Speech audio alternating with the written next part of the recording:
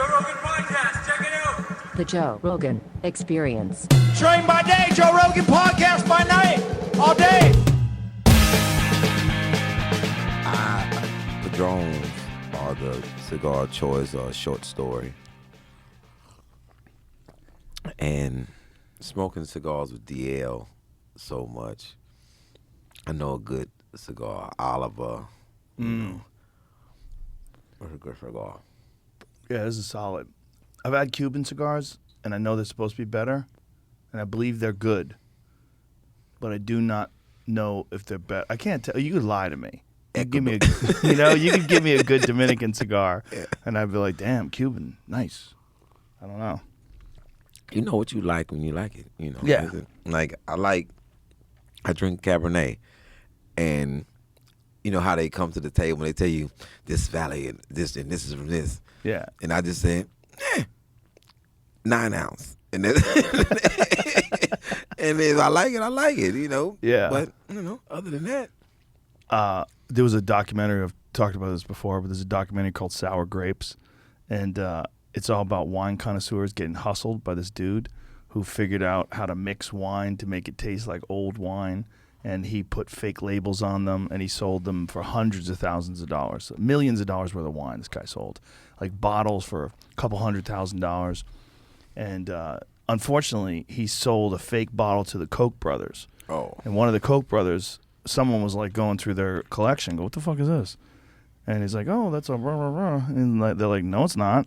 And then the next thing you know it, he gets his wine examined, and he's like, bro, you have a bunch of fake wine in here.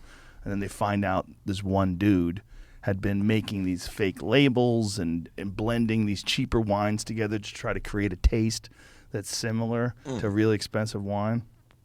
That's ridiculous.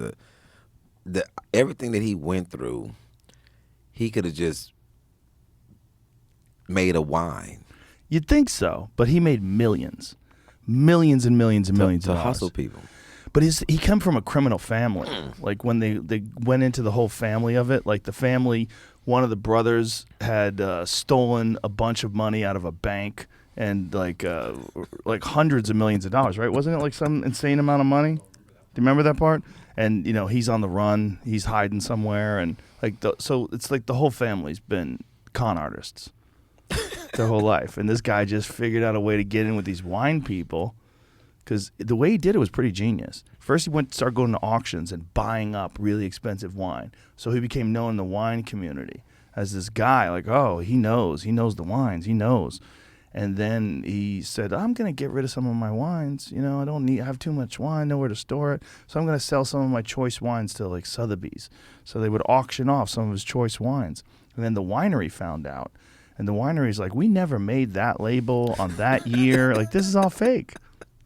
It's wild, though, dude. Because it's that thing, it's like people want exclusive shit. Cuban cigars. With sneakers, they find out some people are selling fake sneakers. That makes sense. And it's like, Yeah. I don't know, you can make a sneaker, so. Yeah, it's leather. I mean, once you get past the printing of the soles, everything else seems like you could kind of do. The only way that you can make a shoe exclusive, and this would be just utterly ridiculous, if your shoe was put on the foot of the person that's buying it, like Right, formed. it, like Ken Griffith Jr. stepped in your shoe, or at least tried to put it on, held it in his hand, and then they sold it to you. And that's exclusive, because he dealt with the shoe. Like, all these Ken Griffiths over here are regular Ken Griffiths, but these are handheld Right. Ken Griffith Jr. sneakers. And you would have to have, like, chain of custody. Where From you Ken to see you, him, where yeah. you see, where it's a photo of him with a video of him video. touching your shoe, putting it in the box, and then it's coming to you. And maybe, like, signing his name on the inside lip. Right? On the tongue, just a little bit? I wouldn't even tell them what it was. It would be something like they know when your shoe is authentic, that you don't even know that it has. Like, but you know, this is authentic shoe, got paperwork on it, but what makes it authentic? I don't know, let me see your shoe. And then they turn around and they put some light on it. And they're like, nope, don't have it. Like, then yes. Because people, I don't know.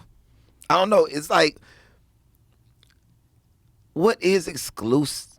What is exclusive? Like, if you sit in first class on a plane, are you really getting anything other than Getting a bigger seat. But you're paying sometimes like way more. Like, what is it? A coach seat can be $400. A first class might be $2,000. Yeah, and you go in the same place. So if the plane went down, like, do you live? No, Like, you're more likely to die. The people in the back live. like, do people say, Joe, I heard you was in a plane accident. Everybody died. You're like, yeah, I was in first class. Like, why would I be dead? Like, Airbags everywhere. It's like you and 8 people. Like, the plane had done all type of flips and it's on fire, but y'all have no idea. Y'all still in the front. Huh? Something's going on out there, I think. and then you get out and you get out of a box, a first class box, and you're like, wow, didn't know all that was going on. Everyone's gone, and thank goodness this first class seat was available. People love exclusivity, though. They love to be above the herd, above the crowd. Look at me with my fancy clothes. I sat courtside once and realized that I had to walk up to get out and was pissed. Like, all these the further I started going down, I was like, man, shit. Like, I gotta walk back up that way to get out. God damn it. Why don't they have a courtside exit? They, Right? That would be exclusive. Real exclusive. You go through the locker room. yeah. Man, it was insane, all the steps that I had to take to go do anything. I was like, damn it. I haven't gone to see a sporting event live in forever. And then I went the other night to an Austin FC soccer game. And it's like 22,000 people in the arena. It was great. It was a lot of fun. I've never seen soccer live. It was great. Like, I appreciate it now. I watched it on TV. I'm like, not enough action. But when you're there live and you see how fast those guys run and how much skill involved and tactics and strategy, but goddamn, leaving is a pain in the dick. When there's 22,000 people trying to get out of the same 2 lanes, you're like, oh, Christ. And then there's a light up ahead. You got to wait for the light to turn green. Oh, fuck. It's, I thought of this because I had this new special that just came out. I thought as soon as it came out that they was going to invite me to a sporting event, like to shoot the free throw if I'm on the list. Throw the first pitch? Throw the first pitch, shoot. Because in Houston, like, I see other people, I see lesser celebrities shooting the free throw from the line for charity, and I just be pissed. Like, why haven't they called me yet to... I'm like special number 4. Like, what's the hold up?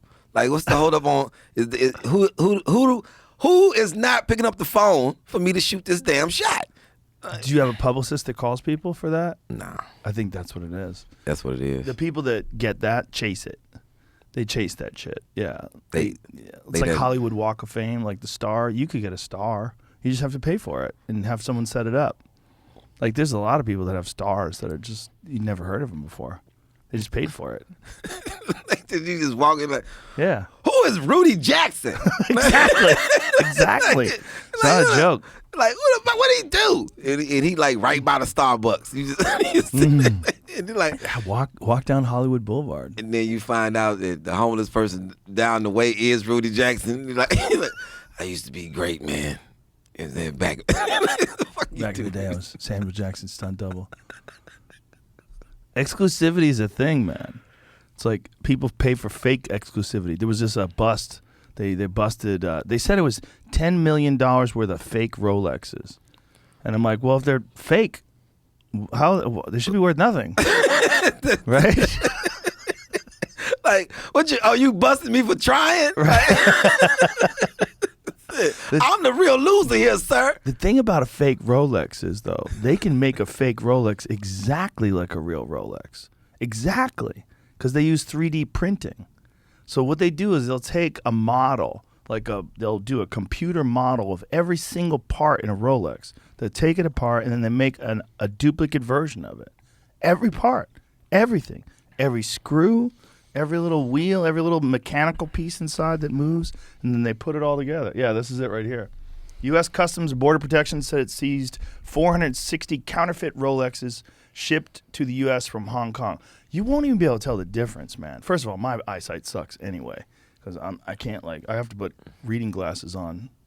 So it's a Rolex that I'm looking for that they say that people it's hard to find. It's the silver one with the green face. It's a Oyster 41. If anybody in Hong Kong making one of them, just and shit until I get the one I want. I'm like, I be hearing about women getting gifted things that's on their wish list. Oh yeah.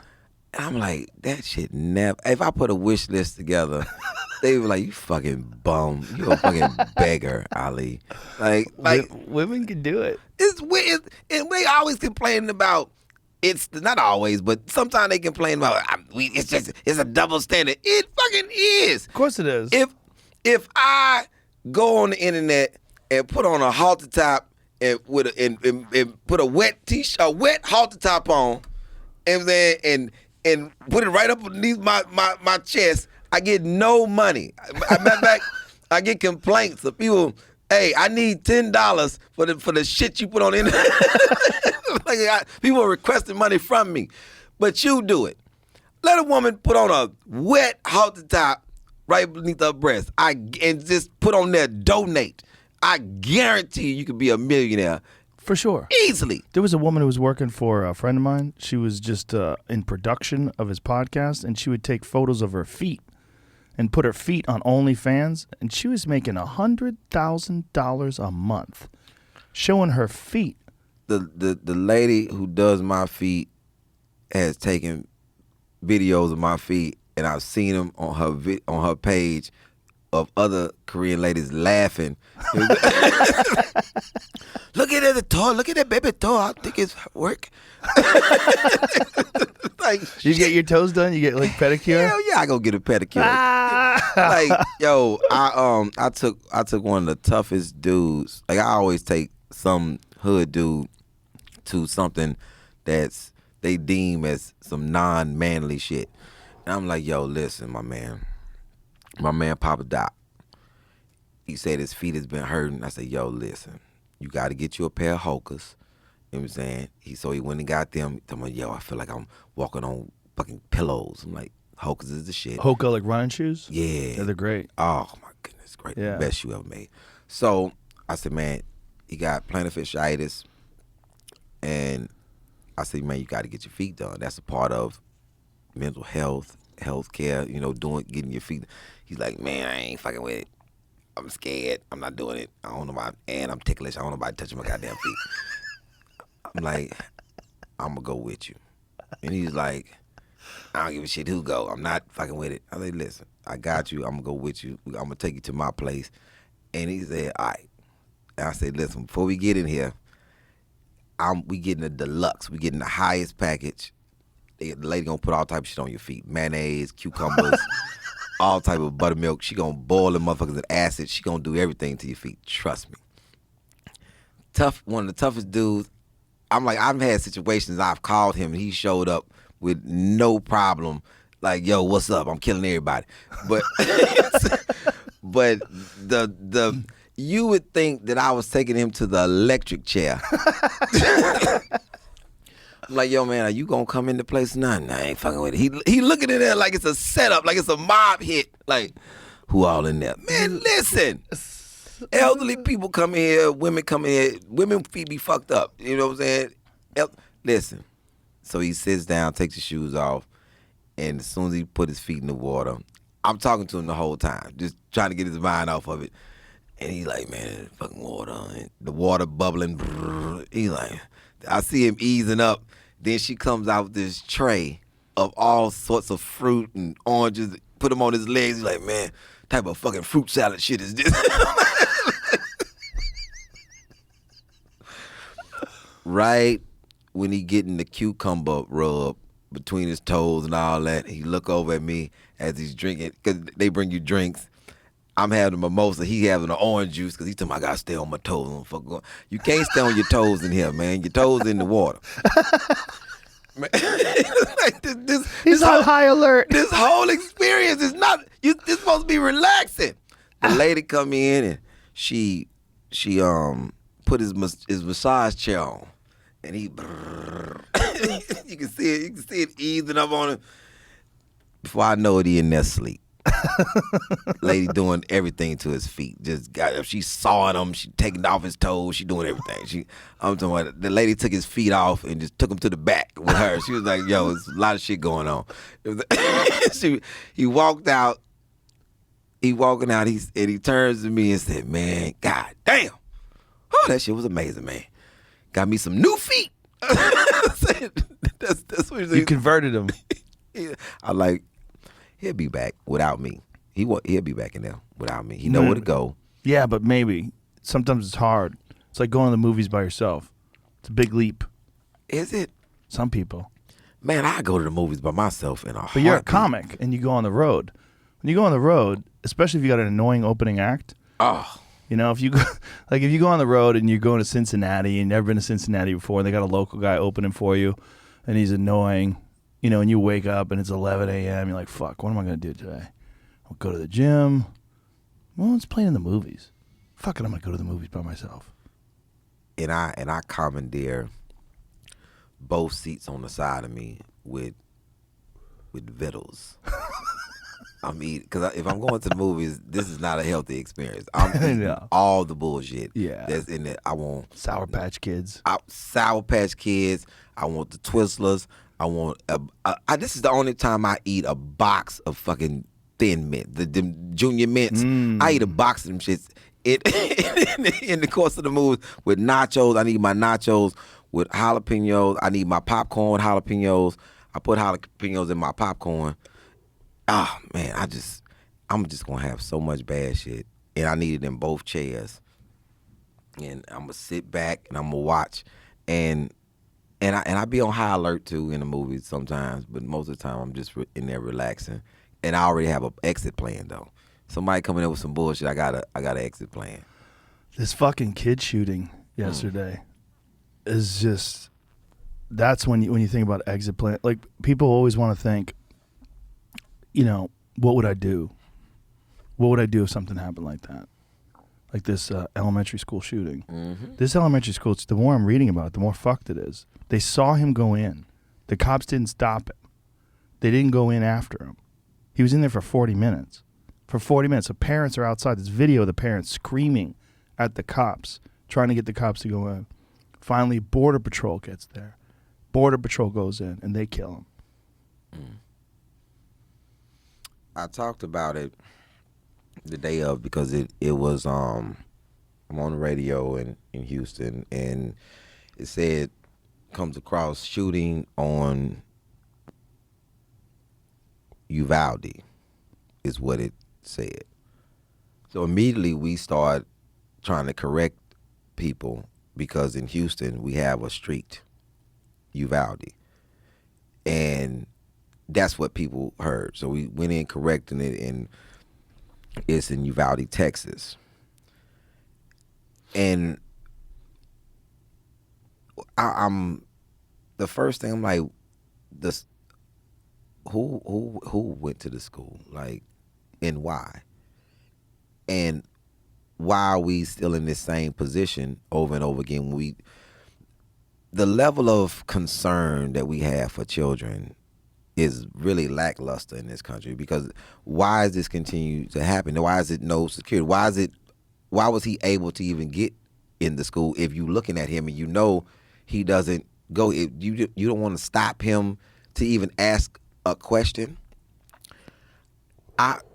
I'm confused of why people with these issues go to the most, like, what, and it's like, why this place? Because it's horrific. Like, they do it because it's the worst thing you can do. They're shooting little kids. They're going to an elementary school kid. you're getting like 8-year-olds, 10-year-olds. It's the And- most horrific thing, the most innocent. And we know that this is a possibility, right? And we know that this has happened. So why don't lawmakers make the law a law to be, if you commit this horrific crime, if you go in, the consequence is so dire that this is time. This is like you get beheaded. This is once again. This back off to like but these guys want to die. like It's a death sentence. They know, like, if that guy's in there for 40 minutes, he's not trying to live. He's waiting for someone to come in and kill him. That's a lot of these guys. It's a suicide run. I think some of them feel like they gonna live and somebody gonna make a movie about them. I think that Maybe. you because if I would kill you before you even got is you walking up is gonna be a problem because you soon as you walking up to the school it's gonna be some resistance because they know that there's no resistance to these places. Yeah. So we have to put up some walls of safety when we know that these things happen in this country and people's mental health and people. I'm not even blaming on mental health a lot of these things. It's this desire of sensationalism that a lot of these people have. Yeah. And you should combat it at all angles of it prior to it happening. Protection is preventive. Yeah. Well, somebody pointed out, and it's a good point. How do we have $40 billion to send to Ukraine, and we don't have $40 billion to protect the schools? Okay, exactly. How do we? Where's the money getting allocated? But I've said this about every single problem they have in this country. Every time there's like a report on the shootings in Chicago, I'm like, how do we have money to send to other countries when we don't have enough money to fix whatever's going on the south side of Chicago or Baltimore or parts of Detroit? If we have this money, how is it poverty Right. in this? Right. Okay, so you find money for other things, but you don't find money to correct the problems here. Exactly. It's almost like, well, it has to be. It's almost like it has to be profitable. Like, you remember when we invaded Iraq and Halliburton got these no bid contracts to Yep. fix all the shit we blew up. Mm-hmm. Give them a no bid contract to fix Chicago. Go in there, fix it. Go in there, set up community centers. Set up whatever you can do to protect people. Set up whatever you can do to educate people. Set up whatever you can do to provide people with better housing. Give them hope. Do Give the country. The whole country. Do the whole country. It can be done. Like, if you've got that much money to go into these other countries and fix things. And this whole idea of us being the police of the world, how the fuck can we be the police of the world? We can't even police our own backyard. How do I have a plan to eradicate homelessness, but the smartest people in this world don't have a plan? What's your plan? Simple. So you have in most cities you have these abandoned buildings. You have a lot of abandoned buildings. You go in, you refurbish this building, and you start people right at the top, and it's a tier system that as you tear out the door. So whatever your situation is, whether it's mental health, you get that fixed there. Whether it's financial literacy, you get that fixed there. Whatever your situation is, you get fixed in this building. That this is what this recovery center is for. Then you put them in jobs within the building because it's ran by grants within the building to heighten the skills that they already have. And you ask people, what are their interests? What do they want to be? What were you before this happened to you? How did this happen? You get all that back information. And as they are tearing out, the money that's allocated for each particular client through this grant, half of that money is being put to the side for when they get ready to come out. That you're not letting them out of this program just naked with just the skills that they acquired in this program. You're giving them a new lease on life. This is the money that you acquired by being through this program. Let's help you start your life from this point. And you invest in the businesses that they're starting. You invest in their life, whether it's a trade center, you invest in these people. And with the notion of they're gonna reinvest a percentage back into the building to help more people. And you keep recycling people back into the world in that in that manner. So when you see somebody homeless, they're like, I'm homeless, I can't help myself. They're like, bullshit. It's a building right there that helps every single person that even falls on hard time. And then you give people free health care. I bet if you did that for several generations, you could put a massive dent in it. I don't think you'd ever totally fix it because you're never going to fix abusive parents, sexual abuse, drug abuse when you're young. You get people out of there. You get people out that situation. Because I had an abusive stepfather. The only way to remedy this is to get out of this, because you can't fix him. You got to focus on me. Yeah. And get me to safety. But if you cripple somebody thinking that you put a person in a position where they feel like they need that person, and so you make excuses for their behavior. When I see this all the time, and people like, why did this person stay? Why did this person do this? Because if they were handicapped, they was crippled, and when you feel like you have no other place to go, you stay in positions that's abusing you. That's what people do. That's definitely true. But the amount of resources you would have to take care of every family where every person is being abused. We have it because we can give it. We throw away more food in this country than most countries produce in a year. Our waste ratio. If our waste ratio change, then our condition change. Yeah. Because if you allocate funds to the right thing instead of wasting funds, like even with this, it's people say it's a misinformation in certain things. Yes, it is when the federal government doesn't allocate funds to certain people to eradicate the misinformation. In media, it's federal funds that go out to media companies. Why you don't get that to some of the black media outlets that you say that don't know what's going on? Because you're not helping the situation either. You hurting the situation. You saying that if you know that the number one thing that cripples people in this country is health, and then you don't make it where they can have quality free health care in this country, then you don't feel like the consumer that the human being is the most important commodity on this planet.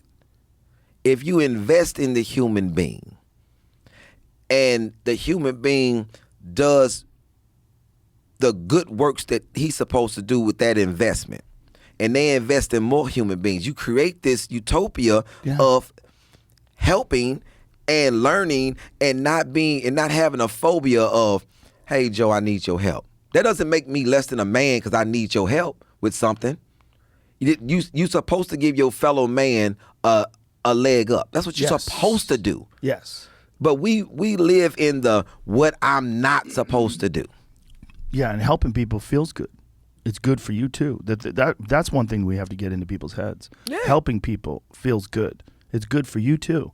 It's like people are selfish. They only want to help themselves. They feel like if I'm helping someone else, it's taken away from me. But that's not the case. Where does that mindset come from? They just need a better. It's a famine mindset. The famine mindset is there's not enough to go around, but there's enough to go around. There's enough for everybody. You know, this is one thing that I always try to instill in comedians, because comedians are like notoriously selfish. They think about themselves. They want to get ahead. Narcissists. I want to get ahead. I want to get ahead. Why is he doing that? Why am I not doing that? I want to get it. I want to get it. If you can help the people around you, you develop a community. When you develop a community, everybody wants everybody to do good. In our community, if one of us is killing it, everybody's happy.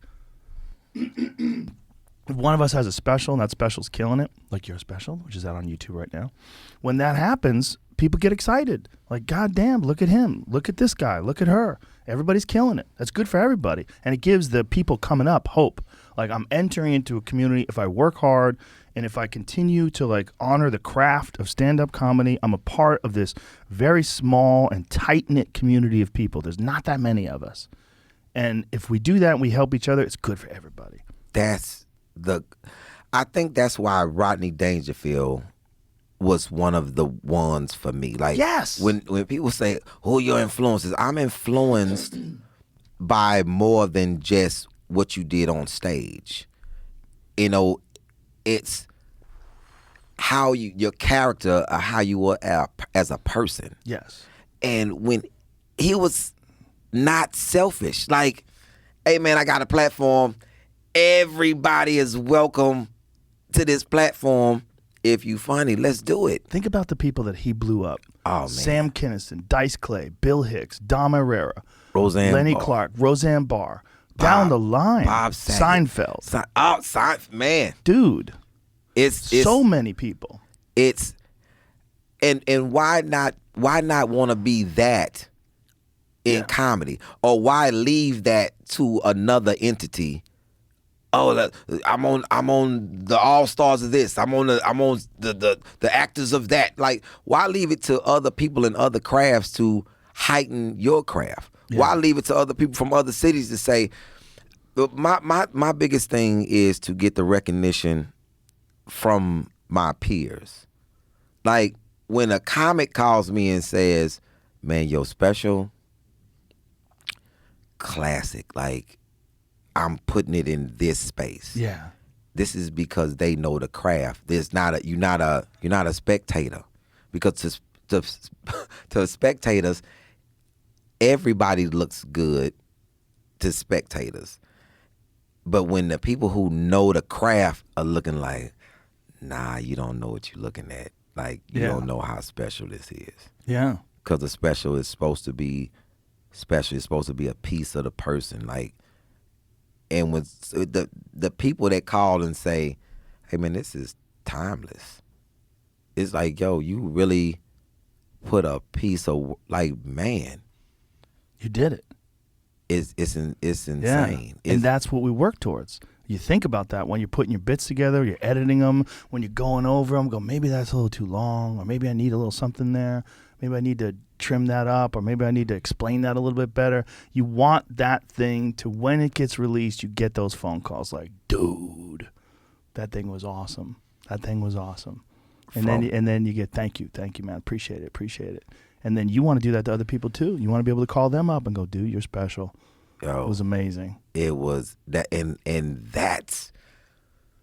I remember watching Dan Sober's Son of Gary, and I'm sitting there in fucking amazement. I'm like, this shit is good. Yeah. I'm like, yo, this shit is fucking good. Like, I'm gonna call him.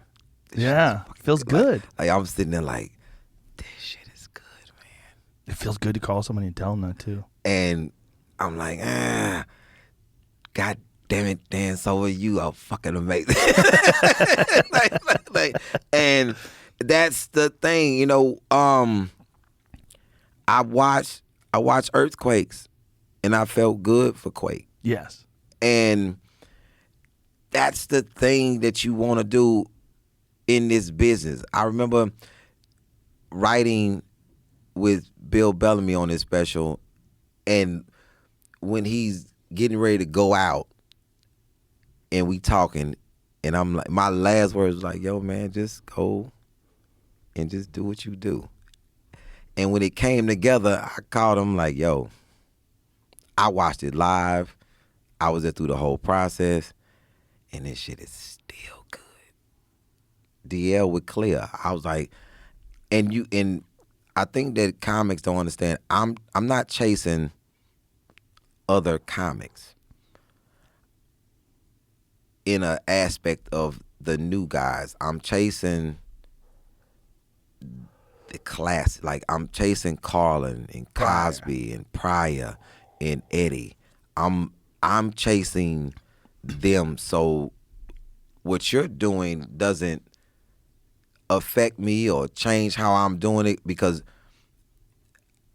man, Sinbad, like, the memorable things that I'm like, I want my special to be in that. When people say, hey man, live from Sunset Strip, Elephant in the Room, Domino Effect, Ali Stick, I want to be mentioned amongst that. And I tell people, I'm not playing the game for riches and all that. I'm playing for that yellow jacket. You know, a lot of people, they satisfaction is you play football and you play through high school, you win a high school championship, great. Then some people want to go to college, win a college championship, great. Some people want to go to the NFL, and get to the NFL, they want to go to the All-Star games. And that's fine. Some people want to win a Super Bowl. But some guys are playing the game to, at the end of that, receive a yellow jacket. They're not cool with just being there. Right. They want the jacket. They want greatness. Yeah. Yeah. Yeah, aspire always to greatness. Because even if you don't get there, you get pretty fucking excellent. Because if you're trying to get pretty good, you'll get pretty good. But if you're trying to achieve excellence, like real, true excellence, where you can be proud of something, you know, even if you don't get to where you wanted to go, you get a lot further than where you would go if you have low expectations. This is the first piece of work that actually changed my mind on something. How so? People would ask me, hey, man, when it comes to storytelling, who is your top people? Who the best storytellers in comedy to you? I used to say just like this. I said it would be Cosby, Carlin, Joey Diaz, Eddie Murphy, me. And I say me, Joey, and Eddie all threes. We third, and then other people. I looked, when I put the special together and I looked at it, and I looked at the craft of the ability to bring people into the story. This is the first time somebody asked me after that. I said, me, Cosby, then everybody else after that can sort that shit out. But I can't deny myself no more and put myself behind somebody when it comes to story, to like bringing you into a story. It's a different kind of art. Yeah, it's a different art, and I've gotten pretty goddamn good. That's the thing where Ari, when he put together that storyteller show, that was his idea. He was like, these stories are too hard to develop when you're doing a 15-minute set on a stacked comedy store lineup. Yeah. You know, you got 10 fucking killers, and you want to kill 2, and if you're trying to develop a story, and it's a story about going to the park with your dad, it's a long-ass story. Like, people are like, where are you going with this? But if you could do it on a show that's just people telling stories, then you could develop it and tighten it and then get to the point where it might be your closing bit. Man, me and Ari talked yesterday about this is not happening. Yeah. And he was like, out of all them stories, all the shows I've done, Mexican Got on Boots is still my favorite goddamn story. He said, I didn't know you. We was gonna put you on the digital side of it, and we was looking at the story and we was like, God damn it. It's like, and he was like, I didn't even know what you were talking about, and I was hanging on every goddamn word, and then it was like, oh shit, this shit is crazy. Like, I'm like, no, I appreciate it. Then he said the next one was even more into, like, Mitchell.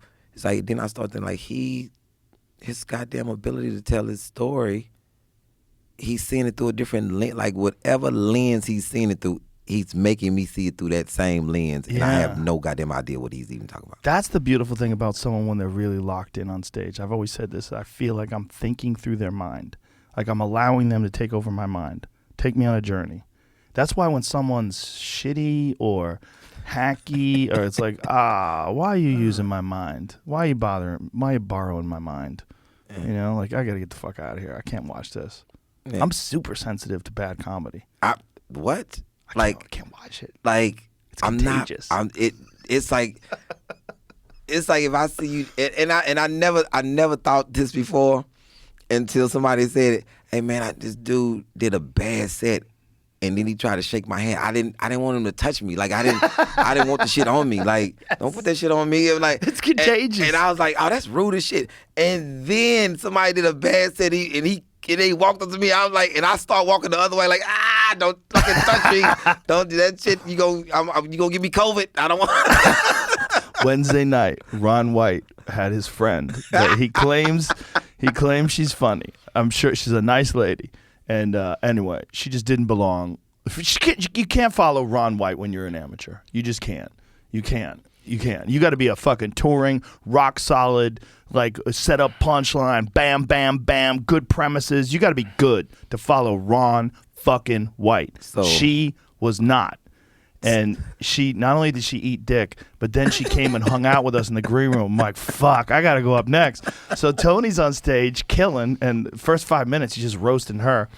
And I'm back there, and she's like making excuses and talking. I'm like, oh my God, I got to get out of this room. He dragged her into the green room. Now she's back there, just coughing bad comedy at us.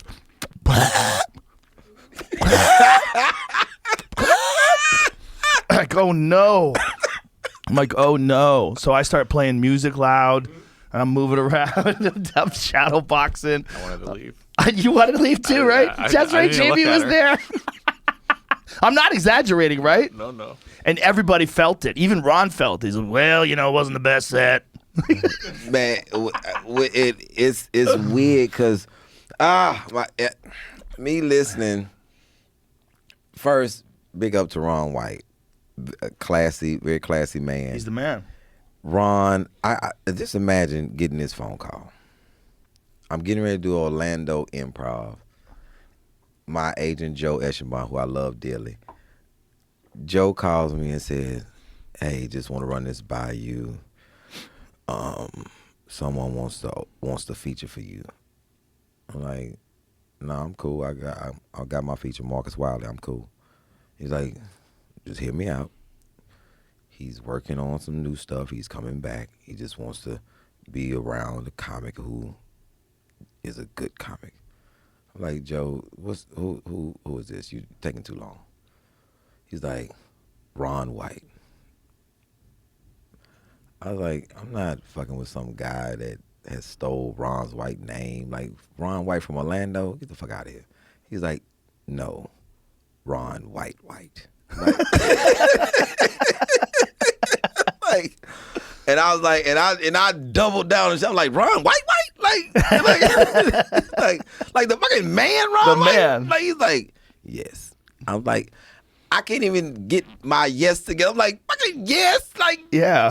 I'll get the fucking work with Ron White. Hell yeah. I said, he wants to medal? He's like, yeah, he's got like 20, 25 minutes. I said, do he want a headline? Like, I'll let him headline. Like, just to fucking like relinquish my weekend to Ron White, just come feature or do some host shit or whatever. He's like, no, he says you just want to. Yeah. So I get there, and I'm already anticipating he's a legend. He's gonna be in the green room doing the shit, and everybody knows like I like to be in my green room first and invite you in, but I'm relinquishing all that shit because it's Ron White. I get there, Ron White is the fucking constant professional.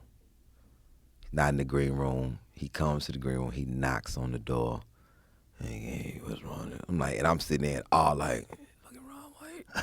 Like, this fucking Ron White. Like,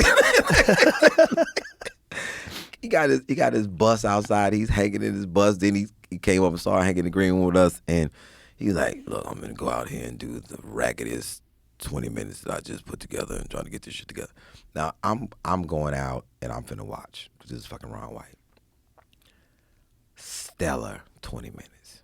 It's fucking killing. Oh, I'm so caught up in what and they about to introduce me, and I'm in the back to him. Look, shit was amazing, and we talking, and he's like, "Ali, you got to go up." I'm like, "Oh shit!" So I go up, do my, and he comes in the showroom, and he's watching from the beginning, and I'm doing my thing. After the show, he comes in, he's like, "Look here, kid, you are fucking incredible." I tried to give it to you. I tried to rattle you because his shit was so crisp. Like, it was still a class. Like, he's like, man. So the rest of the weekend, we just chatting it up and just, I'm like, I'm fucking kicking it with Ron White. And in my mind, like, man, these places, and every night he's just giving me a little more something about, yo, you can go a little deeper in that story, you know, because you had me, Gabe. Everything. And he noticed that I would start a story and stop and start doing another story.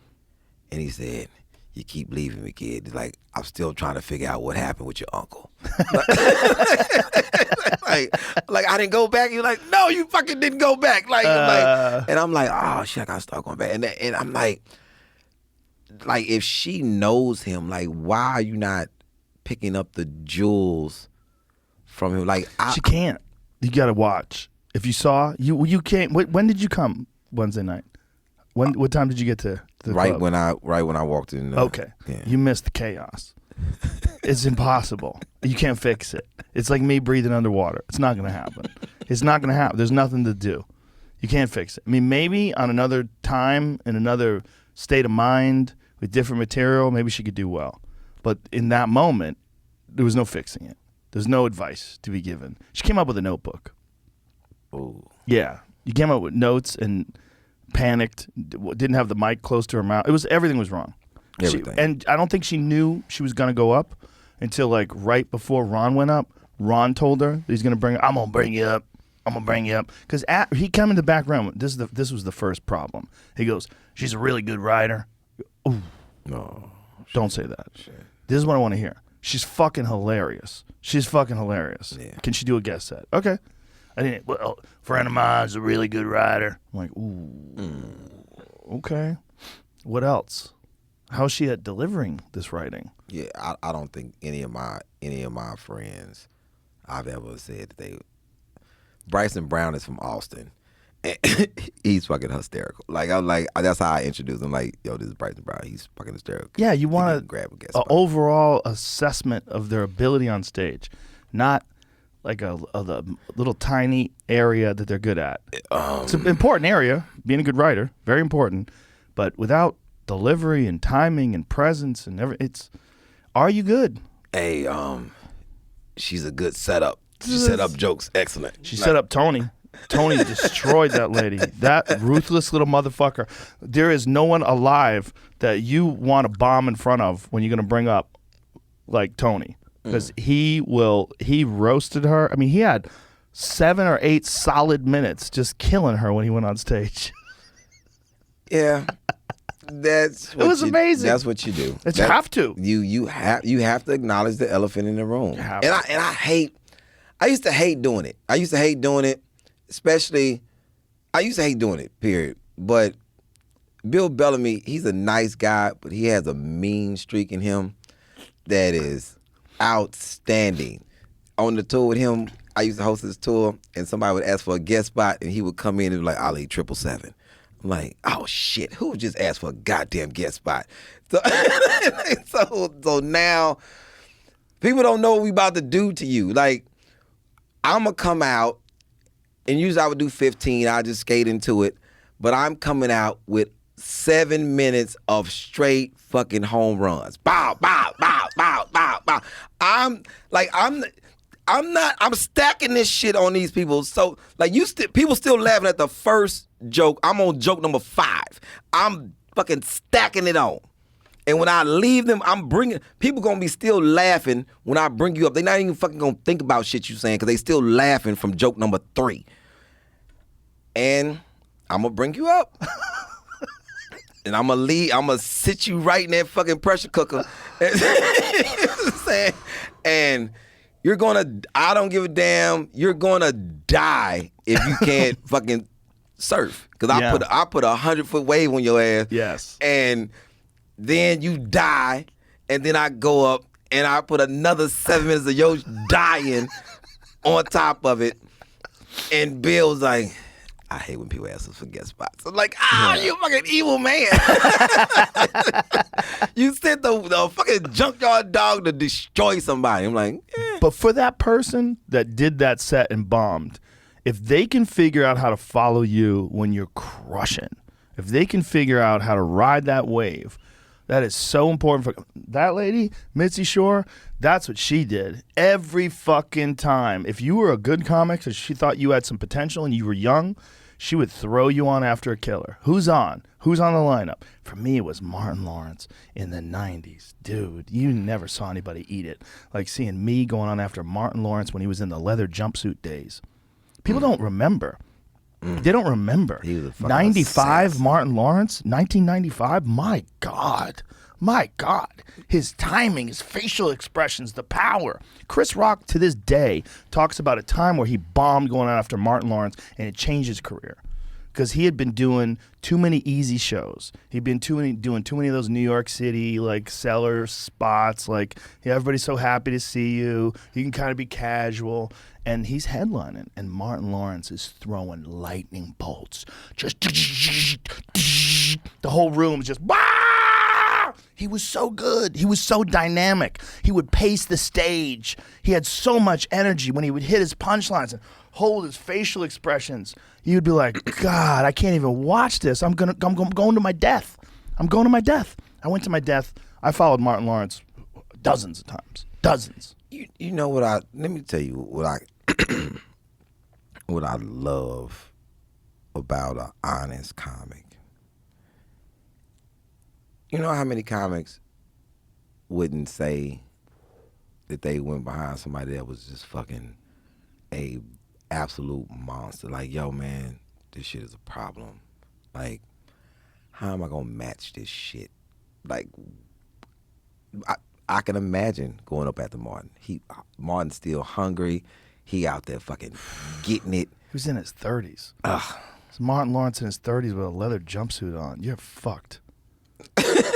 You're fucked. People don't remember, man. If you go back to You So Crazy, God damn, he was good. In my mind, he's like, when you talk about the greats, because, he went and did the TV show and he didn't tour as much and didn't put out as much comedy material. So a lot of people that weren't around in the 90s forget how good he was. Yeah. Dude, I ate dick going after that guy. But it taught me. It taught me how to ride the wave. It taught me how to start strong. It taught me how to cut all the bullshit out. And to look at your act, like, scrutinize it. Look at it with a microscope. Get rid of some of that shit that's not that good. Fix the setup. You better do it right. You better sound like a fucking professional. You're going on after one of the best comedians walking the face of the planet. And back then, he might have been number one. He might have been number one in 95. He might have been number one. He was murdering. I mean, I would be in the back room terrified just hearing the roars. I remember times being places and you going up behind people that fucking assassins. Tony Roberts, I don't know if you know Tony Roberts, but he is so quick. It's just rapid fire shit. And people used to be like, hey, man, can't nobody follow Tony. There's nobody in the planet can follow Tony. And I remember being at a spot and then people was like, yo, Tony's up right now, you going up next. I'm like, cool.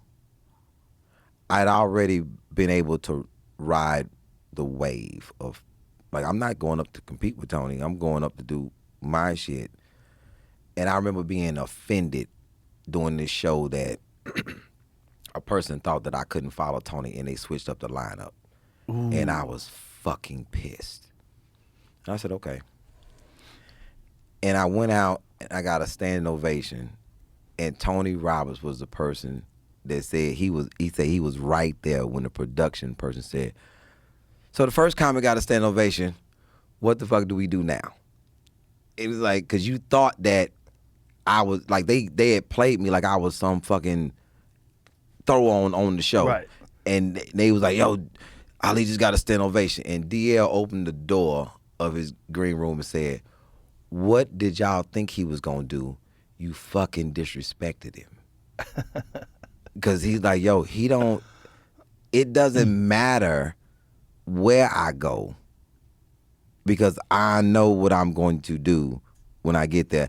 And I learned very early on because I was going up behind people that Benji Brown at the Coconut Grove Improv. He had motherfuckers laughing so hard that a dude came in the green room and sat down and it was laughing. He was on his way from the bathroom. He just busted in the green room and he said, man, this motherfucker killing me. And he sat down in the green room? Because it was on the way there, like, and you could hear it. You could hear it because the green room was like right behind the stage.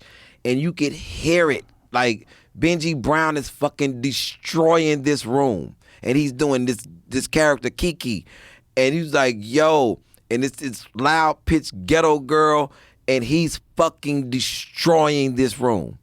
And then he stops and says, let me bring up the next comic. You like, God damn! It's people dead in here. Like, it's like you gotta go out. The Coconut Grove Improv is where I saw Joey Diaz put people in their grave, because Joey Diaz would go up there and do half his punchlines in Spanish, and you would have like a 40% Cuban audience, and Joey Diaz would have La Binga, and he would hit some fucking Spanish punchlines, and people would just throw their chairs up in the air. They were falling down to the ground, knocking over tables. It was chaos. And then Joey was middling. So Joey, this was back in the day where Joey was coming up, and they would have like some road act who's, you know, did HBO in 1984 and, you know, kind of still has the same material, and they would have to go on after Joey. I saw people quit. Yes. Quit. That shit is fantastic when you like, yo, man, this shit is Damon Wayans. Damon Wayans, I middled for Damon Wayans because whatever his middle act was fucking up, and he said it was too dark. So they called me, and at the end of the weekend, Damon, I never went in the green room. He called me in the green room on Sunday. Come in, I sat down, I said, hey, how you doing, Mr. Wayne? He said, how does it feel to be a fucking assassin? I said, what? He said, I used to do this. I used to do this to people. I used to fucking go on stage and destroy people. You're a fucking assassin. Are you moving to LA? I'm like, no, I'm right. He's like, fucking assassin. That's a nice feeling. Bobby Lee. I'm hosting the show. Bobby Lee had a lady that was his middle of the act. And after the first show, we at the Houston Improv, Bobby called me in the green room and say, hey, I'm not going to fire you. I'm not going to fire you. I just want you to be honest with me. Are you a host? I'm like, I'm the host. He's like, are you know what the fuck I'm saying? Are you a host? I'm like, nah, He's like, I fucking knew it. Improv always doing this shit to me, giving me the strongest motherfucker in the city. Cause he said he doing 30 minutes. And I'm like, I'm feeling the rest of the time. He's like, I fucking knew it. And Bobby was going out doing his closer first. He was like, he's so fucking insane. Wow. Like he was like, you come to the stage, Bobby Lee. Next thing, Bobby Lee pants are off. Like, dicks out. I'm starting with this. Like, not fucking finna bury me behind the fucking host. I'm not doing it. Like, sometimes you have to do that. You have to go out with your strongest shit first. You can't dilly-dally when someone murders. You better take them up to the same RPMs. And the thing is, I want the young comics out there that's listening probably, don't think that you murdering a headliner with the local shit. Like if it's local, that's like, different. You're not. Oh, I'm on Martin Luther King, and get the fuck out of here. Everybody got Martin Luther King. What if you murder? You got to murder with your shit, real shit. Yeah. It can't be the fluff. You know, I lived in Boston, and there were some of the best comics alive back then, but they all had local shit. And when they would go on the road, like local shit in Boston would kill at 100%. You go on the road, it was 30%. Yeah, it was like the same bits. Nobody knew what the fuck you were talking about. Nobody cared about that accent. Nobody cared about those references to like the Red Sox. Nobody gave a fuck. Yeah. And all those bits were useless. And those guys just stayed. Some of the best comics I've ever seen in my life. They lived in Boston. They stayed in Boston. And they got trapped. They got trapped by local shit. They were local celebrities, and they got trapped doing local shit, and they never did the road. And I'm just saying, if you want to know how not to be locked into local shit, even if you in a place where you started. Look at my special. I shot my special in Houston.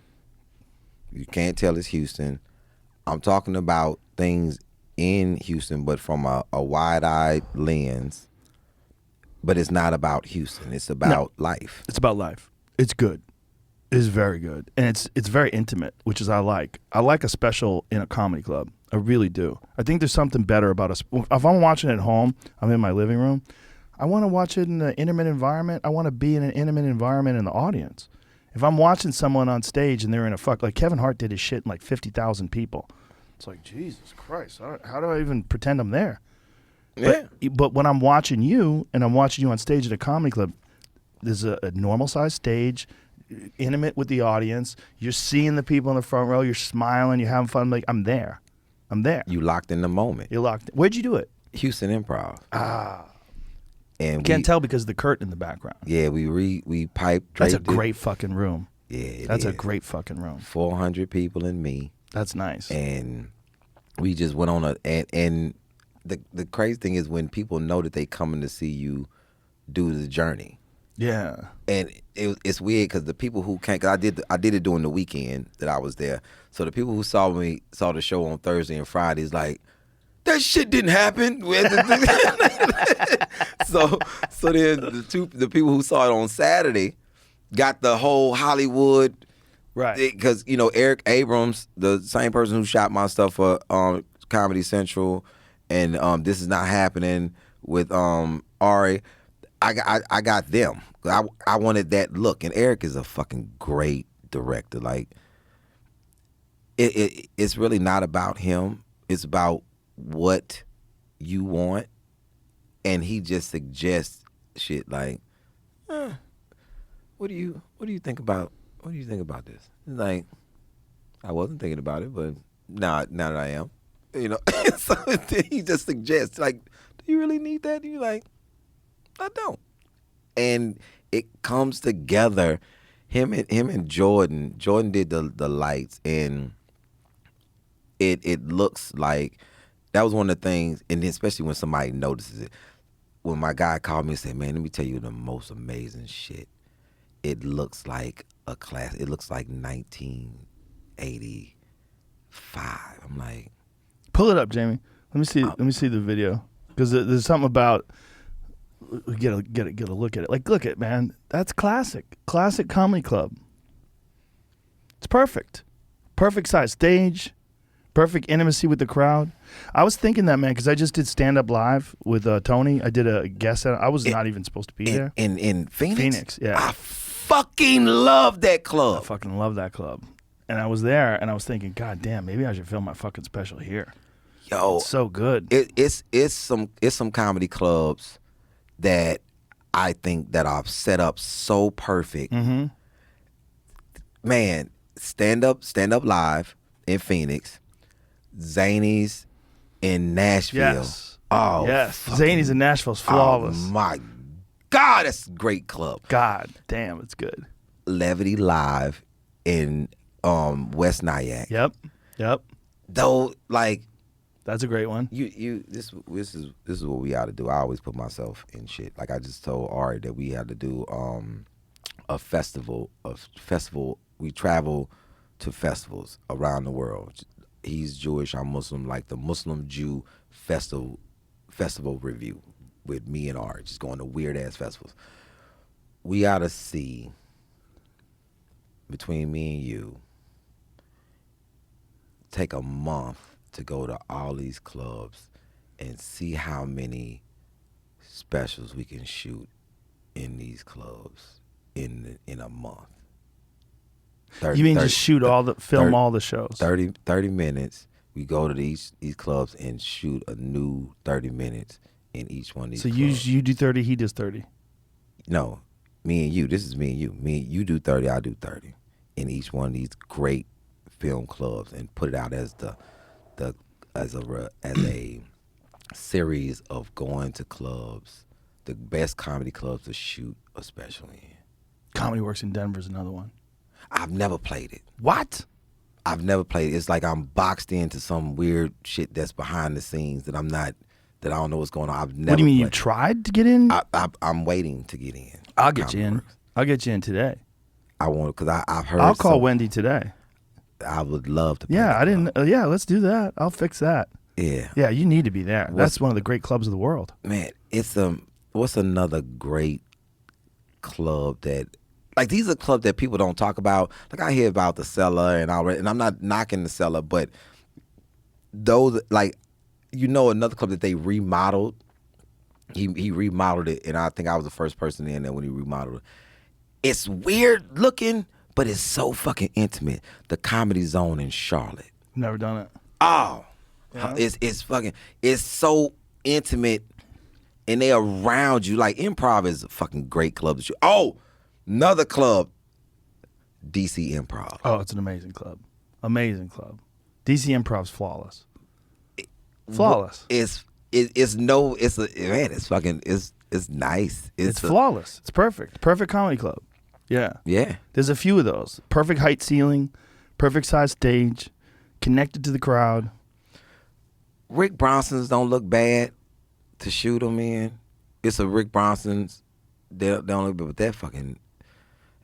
that stand up live is fucking. Stand Up Live in Phoenix is one of the great clubs. And it's big. 600 seats. It's big. But the roar. The roar when you're killing. They moved the Hollywood Improv to, I think it's Dana Beach.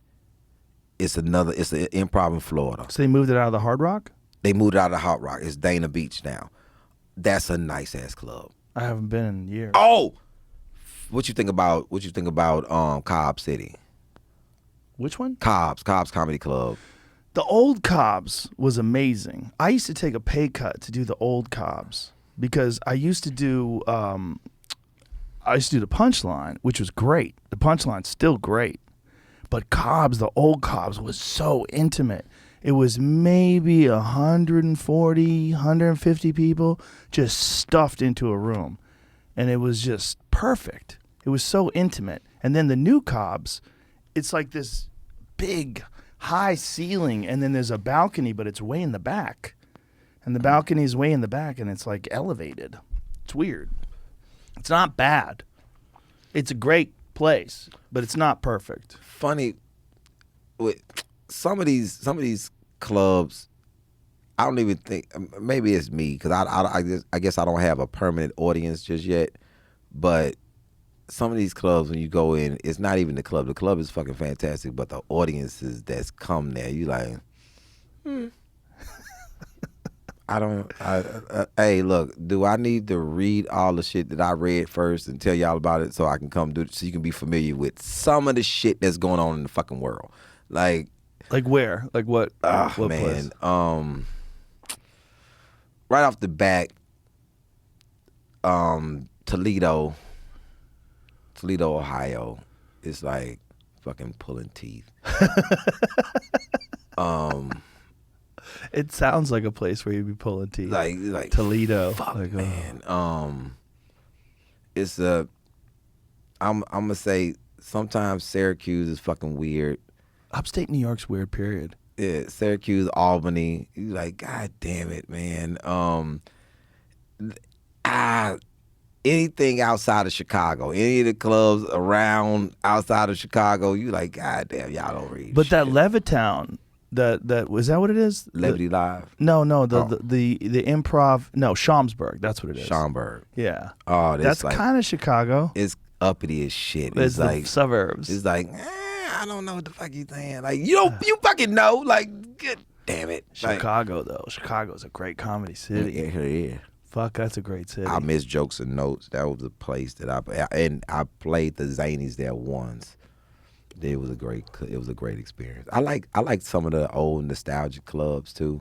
When I go there, you know that it's been here for a long ass time, or a weird spot that I go to, the Punchline in Atlanta, where it's inside the Landmark, the Landmark Diner. I hate the green room, but I like the fact that I walk through some crowded, chaired room and it feels like they still smoking in the room. The old Punchline was great. Oh man, it was beautiful. It was amazing.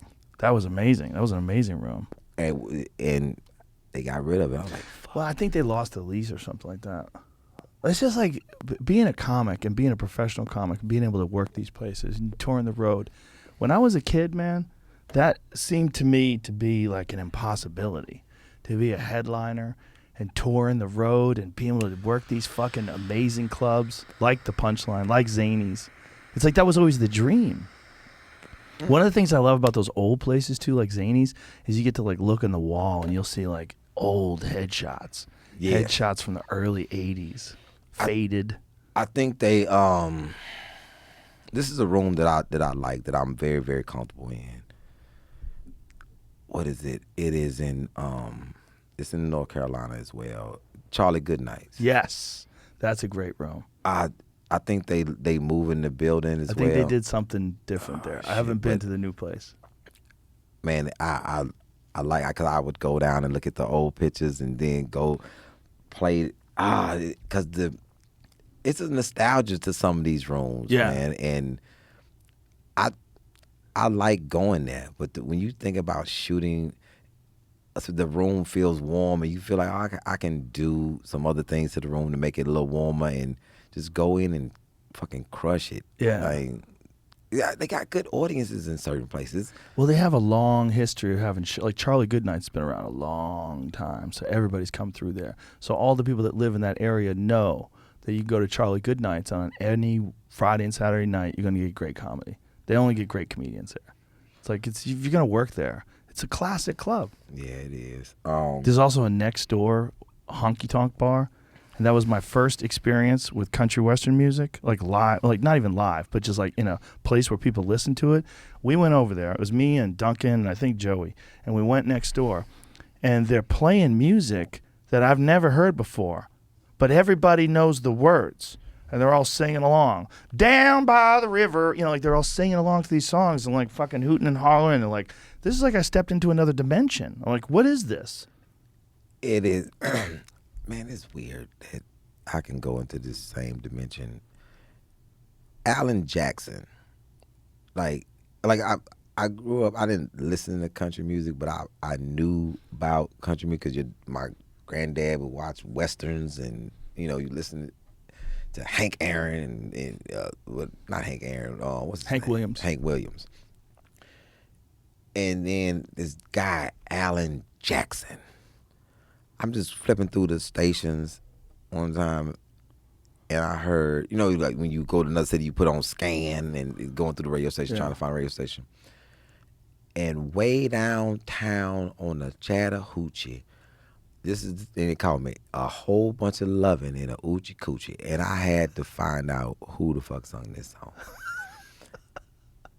I was like, in it. Here, look at him. Look at that outfit. When did that fucking song come out? That must be like 1985 or something like that. Like, look at the way he's dressed. This is the 90s. No. Yeah. Can't be. Got to be. It seems like it's from another time. Chattahoochee. Way down yonder on a Chattahoochee. Way down yonder. I just was stunned by the fact that there was like a whole nother world that I didn't know about, this country western world. And all these people were into it. And then I would do local radio, and they'd want to talk to me about NASCAR. Did you see NASCAR? Did you see what Dale did? And you're like, what are you talking about? Like, everybody knew. They knew about NASCAR the way most people know about the Super Bowl. Yeah, I've been to NASCAR. What's it like? One time. One time. And Dana this was the first time that she was the lead car. So get there, it's an amazing experience. Like we went into the pit, we went into the trailers. Like, they have enough stuff in a trailer to build another car. Like they tell you how many cars they carry with them just in case something happens. And they have enough stuff in that trailer to rebuild a car.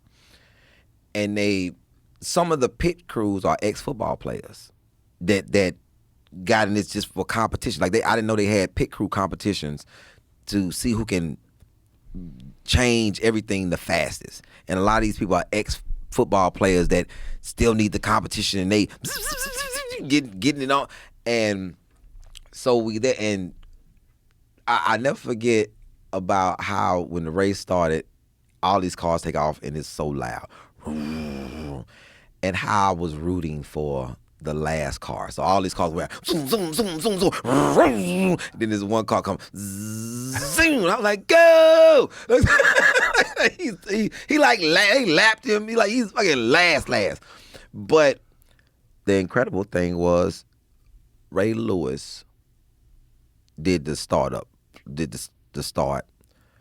Walt Frazier was there, and all the attorneys for NASCAR were young black women that graduated from law school, and they were all their attorneys. Like, they did all the legal stuff. I was like, but the audience is all white people, just everywhere's food, everywhere's just like they campers, and some of the littlest shorts you ever want to see on a human being. Like, god damn, like all this shit was exciting to me. I'm like, yo, why does she have on boots with these shorts? Like, this shit is fucking. But it, like, You know what I want to go to that I haven't been to? The Kentucky Derby. I was in town one time when the Kentucky Derby was I happening. heard it's wild. Could not find. I had to stay in across the river. Like, it was no hotels in town. I was trying to stay at the Silbach and all that. They're like, no, and it was so ritzy. Like, I didn't get a chance to go, but I would love to go. I heard it's wild. I had no interest until I read The Kentucky Derby is Decadent and Depraved by Hunter S. Thompson. I read that and I was like, Jesus Christ.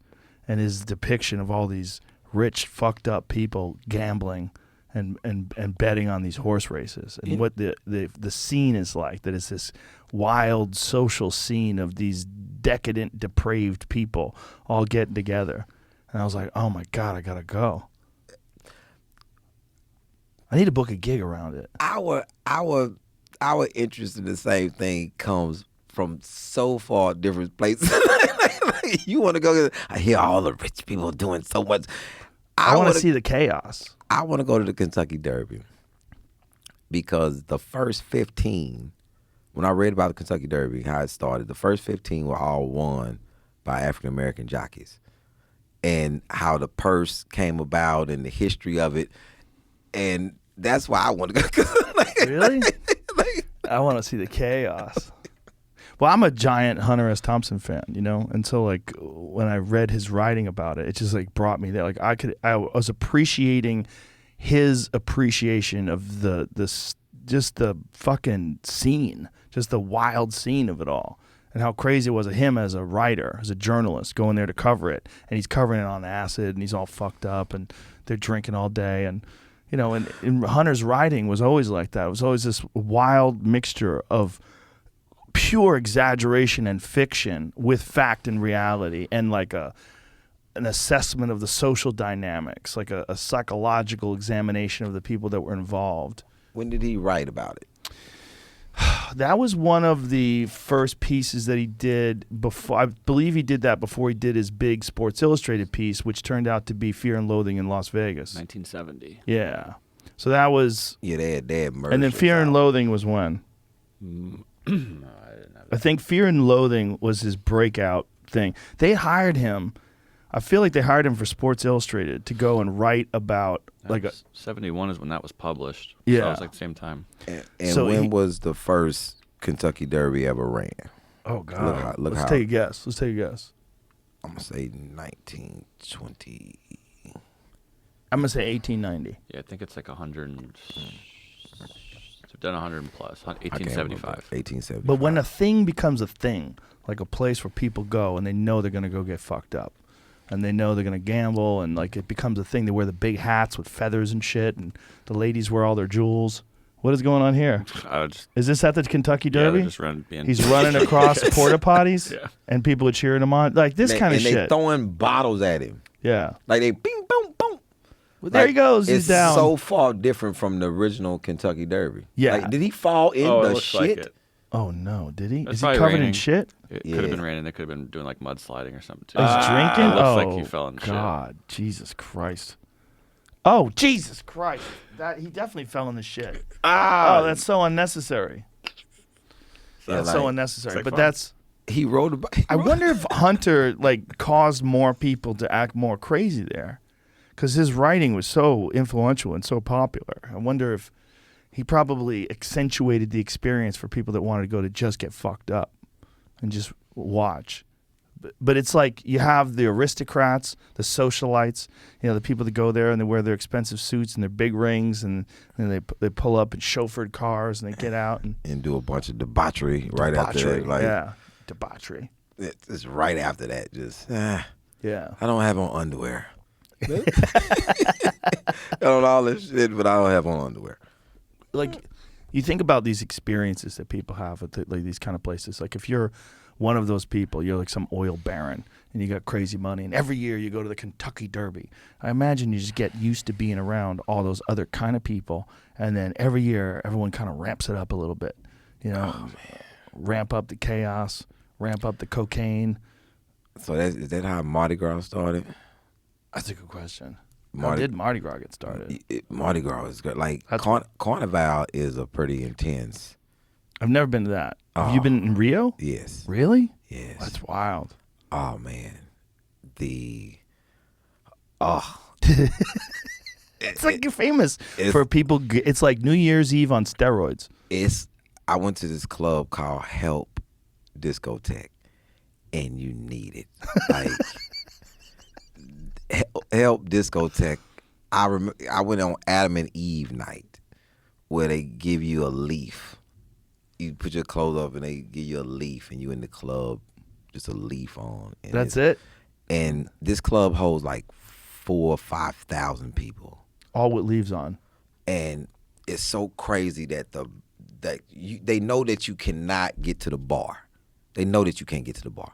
They have bartenders with coolers strapped to them, where they in the like on the floor in different places, and they flip the cooler up and they make your drink right there, because they know you're not gonna be able to get to the bar. It's insane in this spot. It's a live band. It's like 12-piece live band, and it's fucking insane. And if it's 5,000 people, it's 1,000 men and 4,000 women. If it's 4,000 people, it's 3,000 women and 1,000 men. And I know we went in, it was, maybe about 12. I know I came out of there, it was 8:30 in the morning. I know for facts it was 8:30 in the morning. And it's right off the beach, and it's like, this shit is insane. And when you fall on it, like, yo, and you look, it's like people that you didn't even see in there. You like, oh, she was in there? I can't, like, damn, what was she at? Like, because you in your element, like, I never left. Once I walked through upstairs, I never came back. Like, I walked through downstairs, I went upstairs, I never came back downstairs until it was time to leave. Like, I never came back downstairs. Like, it wasn't happening. I was having a great goddamn time. Like, I walked out of my hotel, and it was maybe like 30,000 people on the street, on a side street, dancing. And it was people on a bus, people on the street, and I just walked into this shit, and I was like, I was just in, man. Rio was insane. They know how to party in Brazil. They know how to party in Brazil. And I went to the Carnival. What I think people don't understand, that this is neighborhood versus neighbor. The samba team is representing a neighborhood. So it's like, just put 12 football fields together. Right, stack them up. That's how they coming down the street, and it's people on both sides that's cheering for their samba team. It's insanity, man. I've never partied. It had to be 1 million people. In once, like, going in and coming out was so insane. Like, I partied in, I partied out, I partied at the concessions, I partied in the line, go to the bathroom. Man, I may have had sex on the street. Like, I don't know what I was doing. I was fucking insane over there. Like, it was, I probably have a child over there. I don't know. I got married. Look at it. Yes, this Holy shit. Look at that lizard. I'm over there. I'm over there on the side. Look at the lizard and the mushrooms. Oh my God, that's incredible. And this is the size of that thing. This is a neighborhood. So when you win, your neighborhood gets money.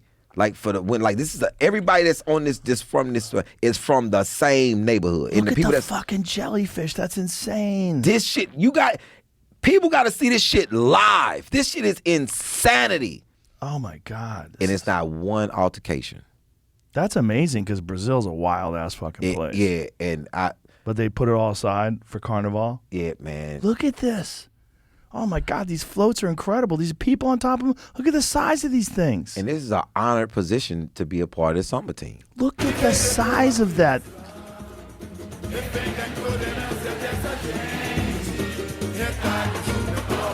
Yo. Wow. And they represent the neighborhood, and this shit is bananas. Wow. It's bananas. I've been to Brazil a few times for fights. They are some of the wildest, rowdiest crowds. And especially when Brazil, look at that, man. This fucking dragon, holy shit. Look at the size of that thing. How long does it take to construct these things? Man, they this is a big thing. They right after this, they start for the next year. Wow. Like this is a big thing. They representing. So man, this shit is incredible. It's incredible. And this is all themed. This is all themes. Holy shit. Like I know America think they do live ass parties, but this is like 12 Super Bowls happening at the same time. Like Who is that supposed to be? No idea. Is that Bolsonaro? It could be like Gulliver's Travels. Right, They're because all those making people it were a story, climbing but I on have top. no That idea. is fucking insane. Look at the size of that thing. and they lifting. He was laying down at first. Look at this. This is what I'm saying. Oh my God. Oh my God. That's incredible. And I did a movie live from Rio, and we was at this. You did a movie there? Yeah, live from Rio with my boy Ben Williams. What was it? It's called Live from Rio. It was 10 black guys traveling. We were supposed to just start. We were supposed to go here. Then we were supposed to go to Tokyo. Was it like a documentary movie? Like Nah, what- we was just traveling and hanging out. Just 10 men out and about. And so you just filmed it? Yeah. Is that out? Can Live someone from see Rio. that? Yeah, Live from Rio. On the cover is me and this guy named G. G got killed by a tenant. Like he In his building? yeah, at his house. Like he was renting his house out and a tenant killed him. And weird, but I still have some of the DVDs that we did from that. And Who Kid did the soundtrack for us. He DJ'd the soundtrack from it. After that, Snoop and Pharrell went to Brazil and shot their video. shot a video. Wild Brazil there, was man. It's fucking bananas. wild there. I think Brazil was Amsterdam was a wild time for me. I had a good time in Amsterdam, but Brazil by far. Brazil, just the history of Brazil when it comes to wild shit. I mean, that's the birthplace of the UFC. They figured that shit out long time ago. They were doing no rules fights in the 1940s. Ilio Gracie was fighting people from Japan in the 1940s. They would have these big fights where they'd come over. Speaking of fights, June 12th, me and a comic named Steve Brown are supposed to do something. He said he gonna do something. I don't know what he gonna do. What do you mean, like a boxing match? Yeah, Really? Yeah, he saw me on Instagram. Was like, He thinks he can box? I think I can take him. Oh, Like, boy. He told somebody else, and then they told me. And I was like, well, How much does he weigh? He say 194. So he weighs 215. I said it. I said off the top. I'm like, yo, he 205, 210. And then I already know it because he don't know how much he goddamn weigh. That's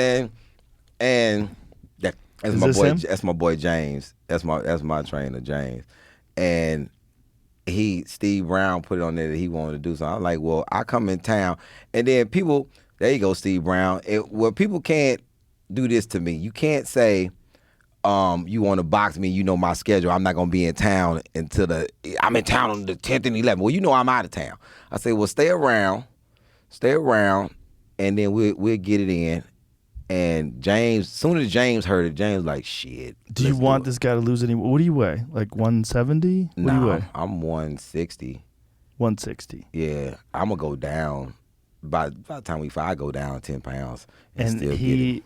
is gonna what? Probably come in at 310, and that's gonna be the worst day of his life. He come in at 310 because he's gonna be exhausted. Like I can move around on him for at least the first round and then start punishing him. It's 'cause How many rounds are you gonna do? he said 3, and I'm like, oh, Make it 5. yeah, let's go a little deeper. Yeah. That's me. I'm like, whatever, man, because I think people don't understand about boxing. This is when you fighting, your mental condition has to be, physical condition definitely got to be in order, but your mental condition, because this is not the punching bag. It's not the gloves. Right. And are you conditioned for a fight? Like sparring. When you spar, the next day, some shit is wrong. Like why my neck don't move? Yeah, because you fucking got hit. Somebody pushed your fucking neck to the side that you didn't realize. Like all this shit is bad. Yeah. But body shots hurt. Like hurt a lot. Oh yeah. And if you're not conditioned for that type of punishment, because you're going to get hit, no matter how big and how good you think you are, you're going to get hit. And I'm not gonna take no steam off of a punch for you. And I say, well, we doing headgear, no headgear. Even the headgear is a problem. Headgear's not good. I'd rather have no headgear. I'd rather have no headgear. Can't see that good. Especially when somebody keep turning your goddamn headgear. Yeah. Like, And there's a real argument that it causes more of a rotation of the head because it puts a bigger fulcrum. Like you have more weight on the head and there's more mass. So if somebody clips you and your head's spinning more and your brain's rattling around inside your head more. Because because you don't get your headgear turned, and now you can't see, and it's gonna be some more shit coming behind. It's like, is this something you want to do a lot of? Like, is this just someone talks shit and you were ready to do it? My ultimate thing was I wanted Cat. Cat said he started boxing. I know. We talked about that last time. Yeah. Has he responded? He not gonna respond because he knows the type of fucking punishment that it's going to, man. Like, I'm not gonna lose. I wanna beat you, but I think I'm easing up on him because people, Ali, you need to let some things go. And I'm like, yo, watch the special. It's hard for me to let things go. It's very hard for me to let things go, but it's I don't mind the physical combat of fight. I think it's a stress reliever. I think when you get a chance to go with somebody that wants to go, that's the thing. You got to be with somebody who want to box and who want to fight. Like with me and James is a professional fighter, and when he want to go, you know, let's go.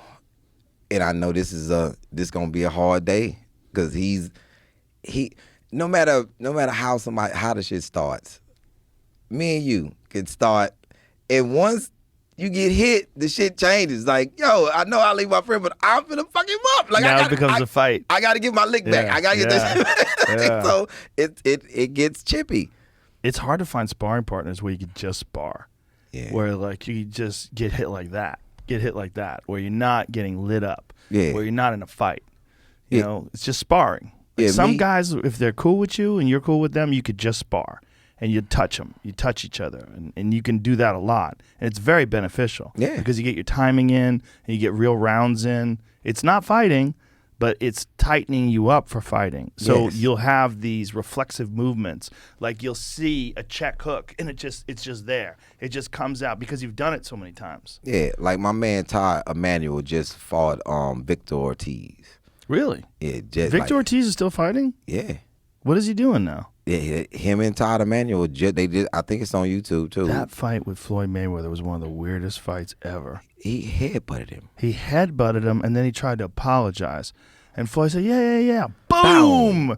Dropped him with a left hook. It was like, oh, no. And then stopped him. See if you can pull that up. It is one of the craziest fights ever. He fights out of the same gym, Main Street Fighting Gym, like with So this just happened. Regis Provost. He's a fight out the same gym. Oh, this is on the Lemieux undercard. Who was it? Benavidez who fought Lemieux? Yeah, Benavidez fucked up Lemieux. So Todd was in his How did he do against Victor Ortiz? Big sigh. It was a good fight. Did he lose? He lost. I think it went to the scorecard. Victor Ortiz was a world-class fighter at Yeah. one point in time. I think Todd, you know, when you watching the fight, like he'll hit me and give me some tips about something. I'm like, Todd, I'd be like, yo, he was doing something during the fight. You know, when you watching the fight, you like, why the fuck? Because you sitting there like, why the fuck you keep doing that? Like, when they would break, Victor would just start, like, as soon as they break, as soon as they go back in, he start throwing punches. Mm-hmm. And Todd, he covering up. And I'm like, fucking don't do that. And every time he didn't do that, like he didn't cover up, soon as Victor came in, bow, he hit him with one. I'm like, keep doing that shit. And I think that sometimes, because it's a mental game, it's like. It's also you're looking for breaks. Yeah. Guys looking to take a little break. Like, maybe I'll just cover up here. So here it is. So this is when Victor Ortiz was in his prime. And, you know, it was a good fucking fight. I mean, he had tagged Floyd. And look at that. There's the headbutt. There's the headbutt. And I think. And then look at this. I'm sorry. And then he hugs him. He kisses him. Didn't see the kiss. Then. And they take a point away from him. And he touches his gloves like, I'm sorry. I got carried away. And he touched him again. Okay. Boom. Bang. Ah, that was crazy. Fuck is you headbutt me for? I know, but it's also like, defend yourself at all times. Like, he thought that they were going to, like, be friends. And then he just gets stopped like that. I mean, it's the end of his career, essentially. Because he never really reached world-class level again, where people were thinking about him as being a world champion. That was the fight. And he had been in movies, right? Yeah. He'd been in a couple of movies. Wasn't he in, like, The Expendables or something like that? I think he was in, like, a big movie. Yeah, so. And that was it. That's the same attack on Floyd. He was attacking Todd. And I think Todd knocked him down in, like, the last round. Like, he got him. Pow! And I think the scorecard was too late or something. I don't know. But how old is he now? Victor's got to be like 37, 38 years old now, right? If I'm guessing. 35. Man, so when that Floyd fight happened, he had to be in his early 20s. there you go. We got him. There you go. Todd got him. Let me see that again. Oh, yeah. Come on, hit him with it. Bow! Oh, that left hook in the right hand behind it. He got him. Oh, he dropped him. Yeah. Shit. Todd got his ass. 35. He's like, yeah, you got me. You know what's crazy is that Floyd is still doing these exhibitions, making millions. Oh, did you see the one he just did? Yeah, he looked fantastic. I'm talking. He's like, I ain't got no haircut for this shit. Scraggly. But I think he's enjoying that look. Going out whooping people's ass like, yo, for millions of dollars. I ain't gotta promote this shit. I'm just showing up, handing out ass whooping. Like, it's like Floyd wait to get hit to see where you at with your power and be like, okay, now I'm finna fucking demolish you. He was holding the ring card girl's card and walking around. Do you see what he was doing? Oh shit! He held up the card in between rounds. Floyd walked around with the card. He put on a show because he's like it's really smart because he's giving them the money's worth. It's not just a boxing exhibition. He's putting on a show. He's laughing and dancing. He's got a big smile on his face while the fight's going on. Christian Carwell. And that was a guy who he had sparred before. Would you fight? No. I'm too banged up. I'm too old. I'm not interested anymore. Muscle memory alone, you'll probably take somebody out. Just mere muscle memory. I'm not. Yeah, I mean, probably I could fuck some people up, but I'm not interested. It's an old man in our gym, Main Street. He looks like a problem. Like, just from, he's so rugged and so hard that I would never even play with him. Like, just go up and put your hands up just from muscle memory alone, he'll fucking destroy you. Just like he just does it so much, like the shit is a problem. Well, some guys can keep it up. They can, like Floyd, 45 years old, looks fucking amazing. The best example is Tyson, 55 years old, and they're still talking about him fighting either Logan or Jake Paul. I'm like, that is crazy. And I don't know what would happen. Oh man, if Logan Paul would beat Tyson, I would die. I think Jake would probably be the better fight. Jake, whatever the heavier The dude better is. one is Jake. Jake's the one who knocks people out. Logan is more of a boxer. I would fucking just die. I can't believe that would happen. Because Floyd, when he fought Floyd, I think Floyd was really, when Floyd got tired of the bullshit, he just Yeah, he put it on him. He put it in. But he's so big. And I think that one of them punches kind of just wobbled the shit out of him, and Floyd was holding him up like, yo, don't fuck up your money and this, and goddamn it, hold You up. think so? It's the parts in that fight where Floyd was like, yo, let me show you, I don't give a shit how big you are, you not on this level. Oh, he's definitely not on that level, but I think he was too big. And I'm telling you, it's a part in that fight where Floyd snapped his neck back, and I was like, oh shit, he gone. And Floyd was like, you could see Floyd holding him up like, don't fall, Really? big motherfucker. I didn't notice that. I noticed Floyd was definitely outboxing the shit out of him. Oh, but man. the difference between Floyd and Mike Tyson is Floyd's 155 pounds. Mm-hmm. Mike Tyson's 220, solid as a rock. Even if he's 55, he's on all the Mexican supplements. He's on everything. They use electrical muscular stimulation on him. You know what they do? You ever seen those things they do to build you up? He does exercises where they put these. He talked about it on the podcast where they do these pads connected to wires. Yeah. And so he's doing these exercises, and these things are like charging his muscles, and it makes your muscles develop faster and better. Oh shit. Yeah. So when I he need to got get back on into that. shape, yeah. My wife does that shit. You slap like these electrodes on you and do squats and shit. Yeah. And it like stimulates your It's painful, but apparently it has a big effect on the way your muscles grow. I would love to go in the hot box and talk to Tyson. He's great to talk to. He gets so high. Just to talk to him about his stay in prison. What was it like? It was different than, because I know this is the thing about what people don't understand about prison. People are like, well, Tyson was in there. Like, who gives a fuck? Like, in prison, I wouldn't be scared, because you can't be scared of anyone. Like, you can't show that, and you have to respond. Like, I wonder what people, because I know people in there that would be like, I don't give a fuck. This dude named Brown. Like, I never really tell this story, but when Brown was a fucking monster.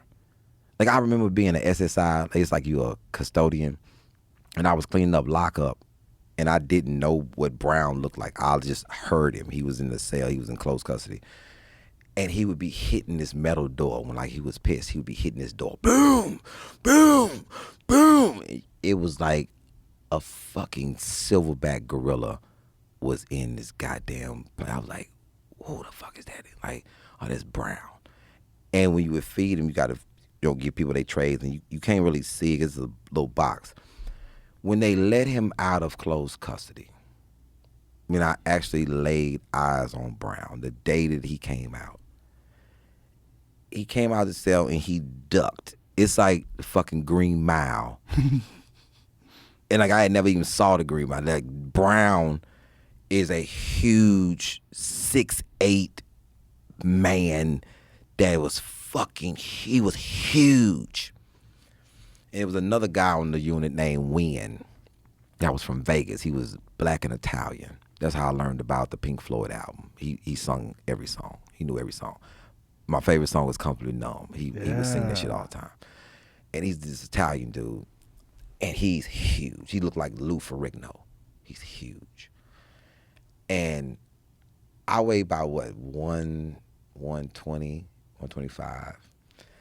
And Brown and Wynn fucking loved me. And they would always be fucking me. I'd be playing basketball. And they had universal weights on this particular unit. And they needed more weight. Because they would do the stack. And they needed more weight. And I'm like the perfect size.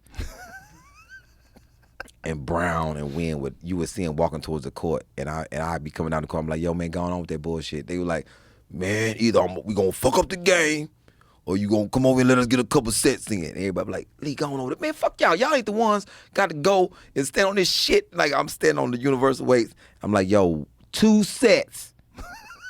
That's it. I'm gonna fucking step on your chest. And I'm on top of the universal waves. I'm holding on to the USC Brown. Yeah, this is what I'm fucking talking about. I'm standing on the way. I'm like, I fucking hate y'all. And Brown we had this thing called Jack Mac that we would eat. And most people chopped it up and put it in soups and with mayonnaise and all this other shit to make it a spread. He would pull it out the can and just put it on bread, the bones, the skin, everything. He would drink the juice and just be like, yeah, youngster, these people don't know. And he was so big, but he was like a fucking tame bear when he would talk to me. He was like, man, my mama died. I ought to kill everybody. I'm like, Brown, that's not the way you saw that. And How old were you? I was, 22? You were 19 when you went in? Yeah. And What'd you go in for? being a street pharmaceutical rep, which is very frowned upon. Street pharmaceutical rep. Very frowned upon. What a great description. A street pharmaceutical rep. But meanwhile, being a regular pharmaceutical rep, you could do far more dangerous things. Yep. Crush people's lives. Far more destruction. Yep. Legal. Sanctioned. Legally. Sanctioned. Yeah. And not only that, you can hire a lobbyist. Yeah. You Somebody to lobby for you. Yeah, Hey, yeah. the world needs to use opioids. Yeah, more Yeah, everywhere. Hey, fentanyl. I heard they're not even addictive. Yeah. We got to study. A street pharmaceutical rep. Meanwhile, somebody's scratching at your door. You have more fentanyl. I'm like, it's not addictive. Not addictive. Get him out of here. It's not addictive. I'm like, yeah, okay. It's a weird thing. Last year, they had the highest number of deaths ever from overdoses. It's the number one cause of death between people age 18 to 49. Wow. Over 100,000 people. I'm still thinking diabetes, but I don't think so. I don't this think shit. diabetes is probably like number 3. I think heart attack is number 2. Wow. What is the cause of death 18 to 49? I believe number 1 is opiates. And it's a lot of it is fentanyl that's getting mixed into street drugs. Like people who buy ecstasy, they think it's just ecstasy. It's got fentanyl. Buy coke, it's got fentanyl in it. It's those people. Like that shit that happened in those comics in L.A. That was coke with fentanyl. Me, I look back and I noticed that I wasn't that type of person.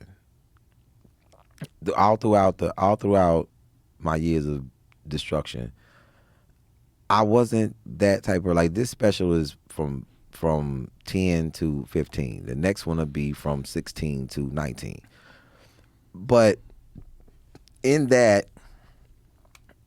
I wasn't, because I didn't when the special, when people watch it, they'll know that I'm not this hardcore criminal or I came from some bad family where you had to sell drugs to make it. Like, my mom had a job and I'm just out being influenced by the people that's outside. I never understood a couple things in that life. I never understood, as I got older, I never understood why there was no honor amongst these. Why were you making these transactions so dangerous and so hard? And then I never understood people doing things to their customers just to stretch it, or, like adding drugs to the drug that you're selling. Like I never understood that desire in that. Like I still don't understand. Like, why would you mix something with something else? It's like, what's the, like, you have to sell, like, god damn, like, what's the deal? Like, Yeah. I just don't understand the concept. I guess they just want to get the most amount of money. Some people, they get caught up in numbers.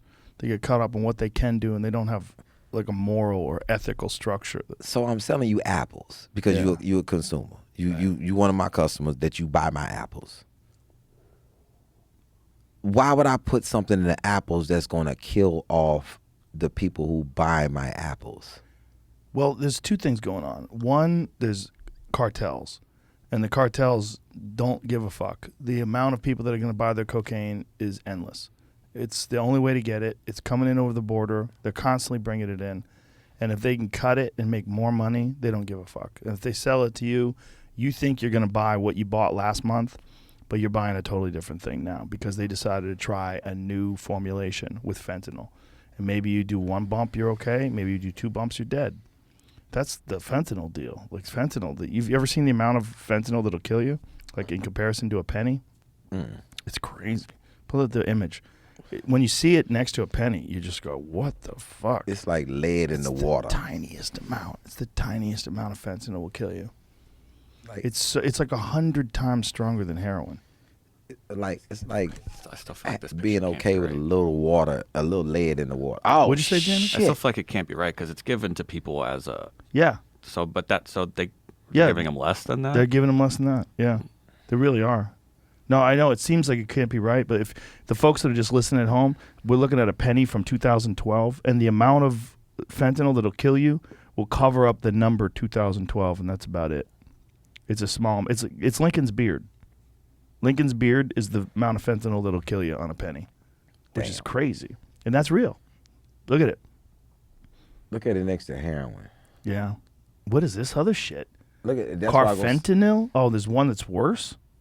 Jesus Christ. So 1.2 milligrams of fentanyl will kill you, and then 0.2 of carfentanil. Well, you know, value per milligram is $250, and you have 0.2 milligrams. I'm quite sure It's fatal. my uncle took more heroin than that. Well, I think you could develop a tolerance. You know, Mitch Hedberg had a crazy tolerance, apparently. You know, Hedberg, they tried to get him to clean up. And he's like, nope, I like heroin. Damn. Yeah. Died on a sword. I think that comics should be the most healthiest people. Like, they should value their health a lot. Like, we on the road, we in different environments all the time. You traveling, you in different hotels. Like, your health should be a priority Yeah. to you. And I know some of us, we fall, and you eating terrible food. If you know, you in a lot of these clubs, you eating out the clubs, you eating everything. Chicken fingers and Yeah. bullshit. Yeah. But you have to have energy to perform. If you really want to be at your best, you want to be vibrant. You want to have energy. You know? If you're drinking every night and, oh, shit. Yeah. Oh. And if you're doing coke. If you look at the guys who petered out, like Kinnison petered out worse than anybody. But he was just partying every night. It was all coke and alcohol. And if you go and watch Kinnison from like 86 and then watch Kinnison in 1990, it's like he's a shadow of himself. 4 years later, shadow of himself. Not like almost like a parody. Almost like someone was trying to do a Kinnison impression at one of those impersonator shows. Yeah. You know, someone does a, like, Yeah, Texas guy. yeah, Houston. Yeah. And Yeah. like, We were talking about it last night in the green room. There's a video out there. See if you can find Kinnison doing revival preaching. I know there's a video out there of him on one of those in one of those tent revivals doing Yeah, you like talk Jesus about- preaching. It's wild, man. He was so powerful. He was a dope comic. Him and Dave Vidal used to tell me stories about being with him at the time, being around him at the time, because they was all coming up together. And sometimes people forget about Thea. Thea was a fucking legend. She was a beast. Fucking legend. Here it is. This is a 36-minute recording of it without video. The last sermon in 1982. Yeah. You care about me. I know they pray about me, and We go to Yeah, give me a bump. Oh my God, the sound is terrible. Oh, he's singing. been married twice, and I've had my heart broke. I let people disappoint me. I know what it's like to have your own home, drive new cars off the lot, and have to sleep in a bar with no place to go. But I know one thing, I never had God turn his back on me. Every time I was alone, he's crying. every time I was convinced that I couldn't love. felt peace or love again. God was right there. I'm telling you something tonight. You can't get away from God. You may think you're in a place where you go, well, my life's real secure. My life can't be changed. I've got everything I want. But I'm finding out something about age and about time. That's it. You're going to be here a long time. Your needs change. Your personality changes. Different aspects of your life change. But there's one thing that doesn't change, and that's your need for God. Amen. Scoot it up towards the end. Let me hear it. To myself, I'm praying to myself, you don't do something Here we that go. will untie my hands. By the end of this year, I just don't know if I can do this anymore. It's too demanding. It's too draining. People are getting the entirely wrong image of what kind of person I am. Amen. Amen. And now I repent for it. Today of that kind of life out there. Amen. But I tell you this, I know what I've been commissioned to do. I know what God called me to do. I know what my purpose is.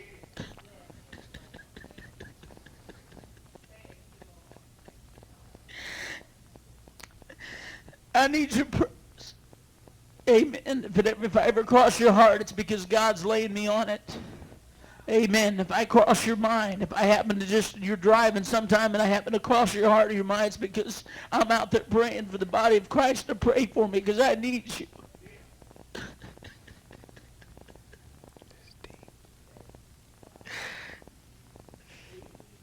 Amen. Amen. I'm telling you something, this world's about to be shook up. And I'm just glad I have a part in it. I'm glad you have a part in it. Because I wouldn't have made it without the prayers of this church, without the support of this church. I couldn't have took it. Amen. I couldn't have lasted.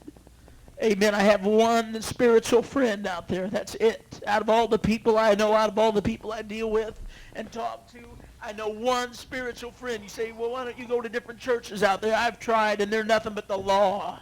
I don't need to know about being saved. I've been saved. I don't need to know about being filled with the Holy Ghost, honey. I've walked in it for the last 12 years. It takes a lot to feed me.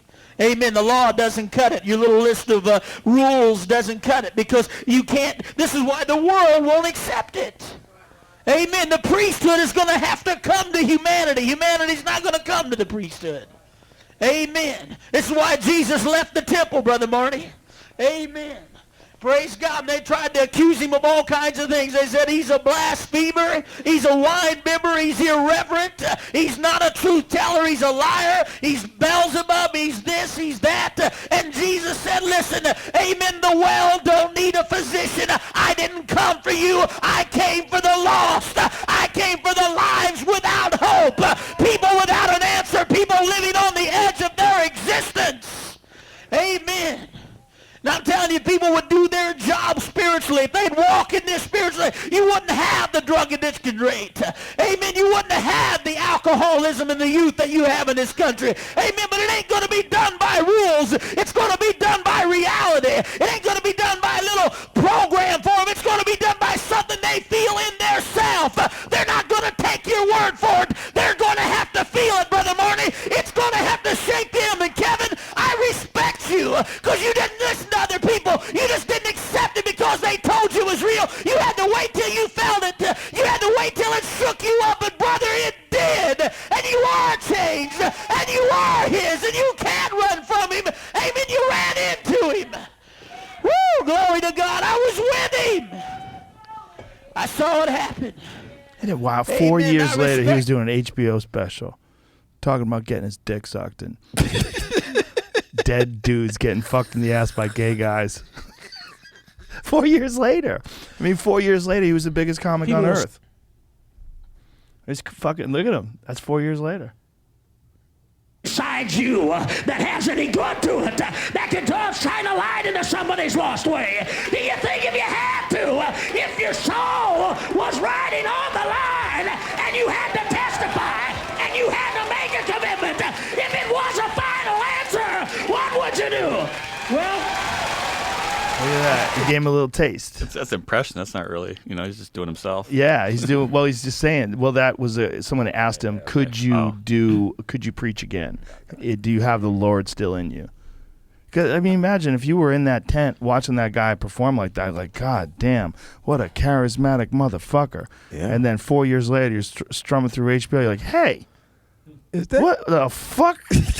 The fuck just happened? He must have been doing some comedy back then.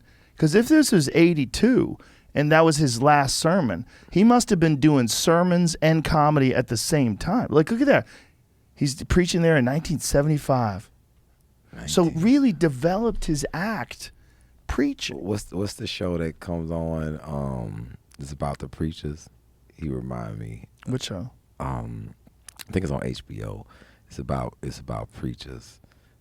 God damn it, the name of it fails me. But these, what's the guy from Roseanne that was the lead on Roseanne? John Gooden? John Gooden is in this. He's the head pastor of this church. John Goodman and okay. I know what you're talking about. I'm talking. This is the shadiest shit of all times. Come on, I think it's HBO or maybe Gemstones. Righteous Gemstones. Oh shit!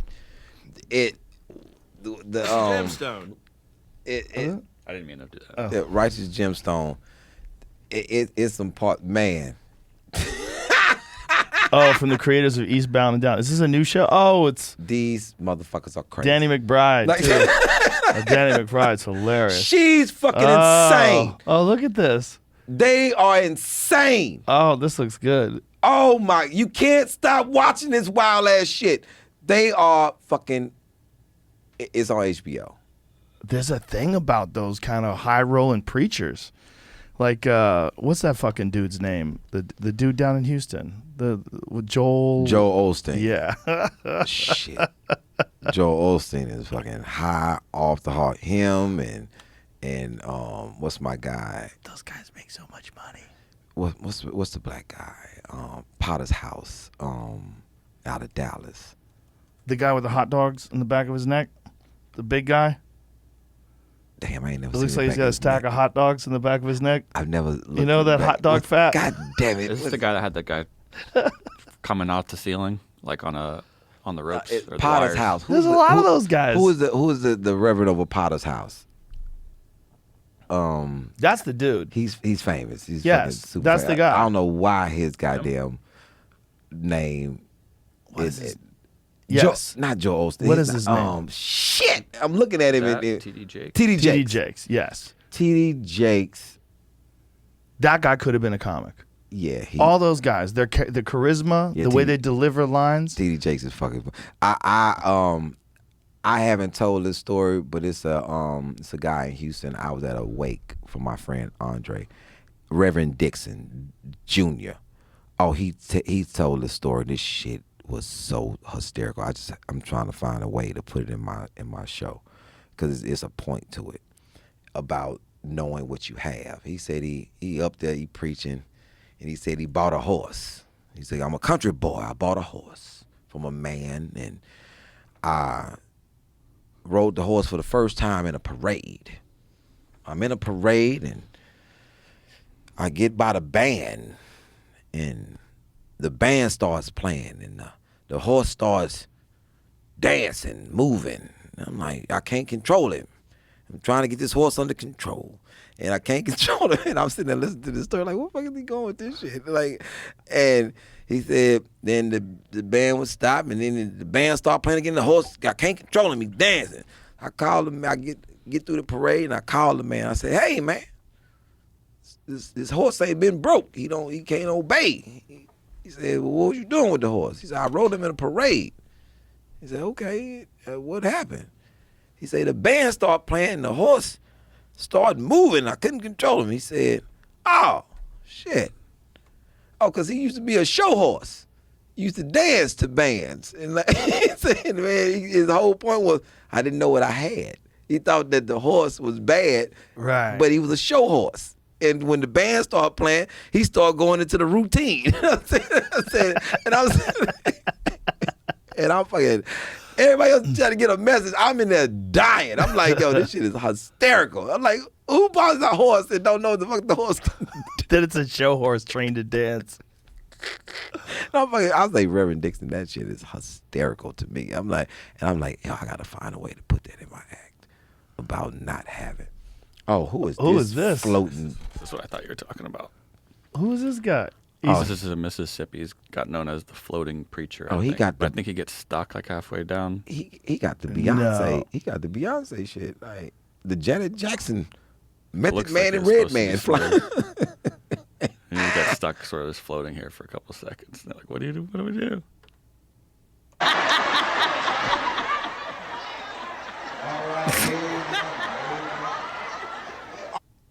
That's hilarious. There's something that they have.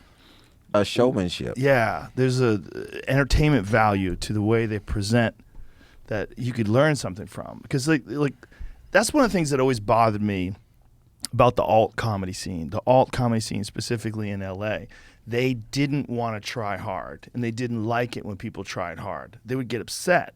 Like if someone came on the show and like, "How's everybody doing?" They're like, "Oh, what is he doing? He's trying. He's trying hard." It's like a lack of entertainment value. They wanted. It's almost like they wanted the bar super low, and they could just go up and go. So I'm at Starbucks the other day, and so the barista, there's a barista at Starbucks. It's a fancy word for guy who pours your coffee. There's like this alt style of comedy that's like very low energy, very reference oriented. They say a lot of like obscure references to be clever. And if you're like a powerful comic, like if you're like a guy who's got a lot of like a Bobby Lee type dude who runs up there and has all this energy, Yeah. they don't want you there. They don't want you there. You're fucking up the show by being too funny. It's a weird dynamics. Terrible dynamic. with comedy. Like me going into the alt scene, because I go in there and they think that I'm like them because I'm slow and methodical, and it's like I don't think he's like us. like no, I'm not. Like it's a weird dynamics, and then it's the same dynamic, which is crazy to me. It's the same dynamics as me going into a hood room.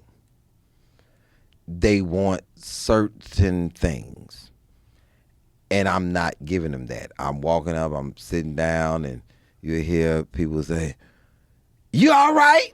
Like, yeah, I'm all right. I'm just sitting down.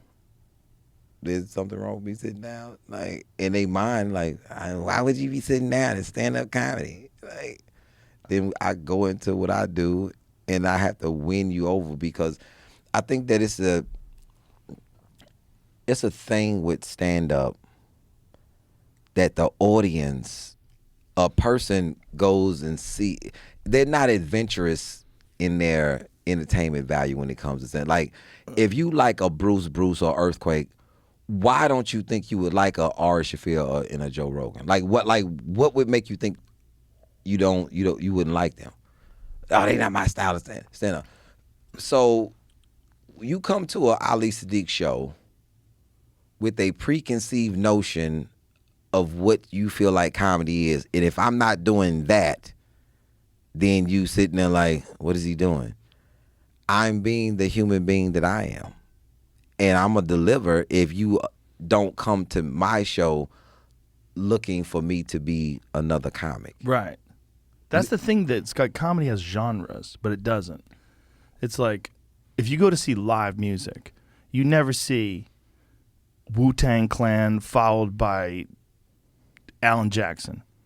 It's like it's a style of music. If you go to a rock concert, you expect rock. You don't expect folk music, And but if you go to see a comedy show, you could see it could be Aerosmith, it could be Run DMC, it could be Whitney Houston. It's like the styles are so different, but it's all under the guise of comedy, and you kind of have to adjust for each individual's perspective. And some people, they want to hear that Kinnison shit. They don't want to hear anything slow. They want to hear like rapid fire. They have an idea in their head. Yeah.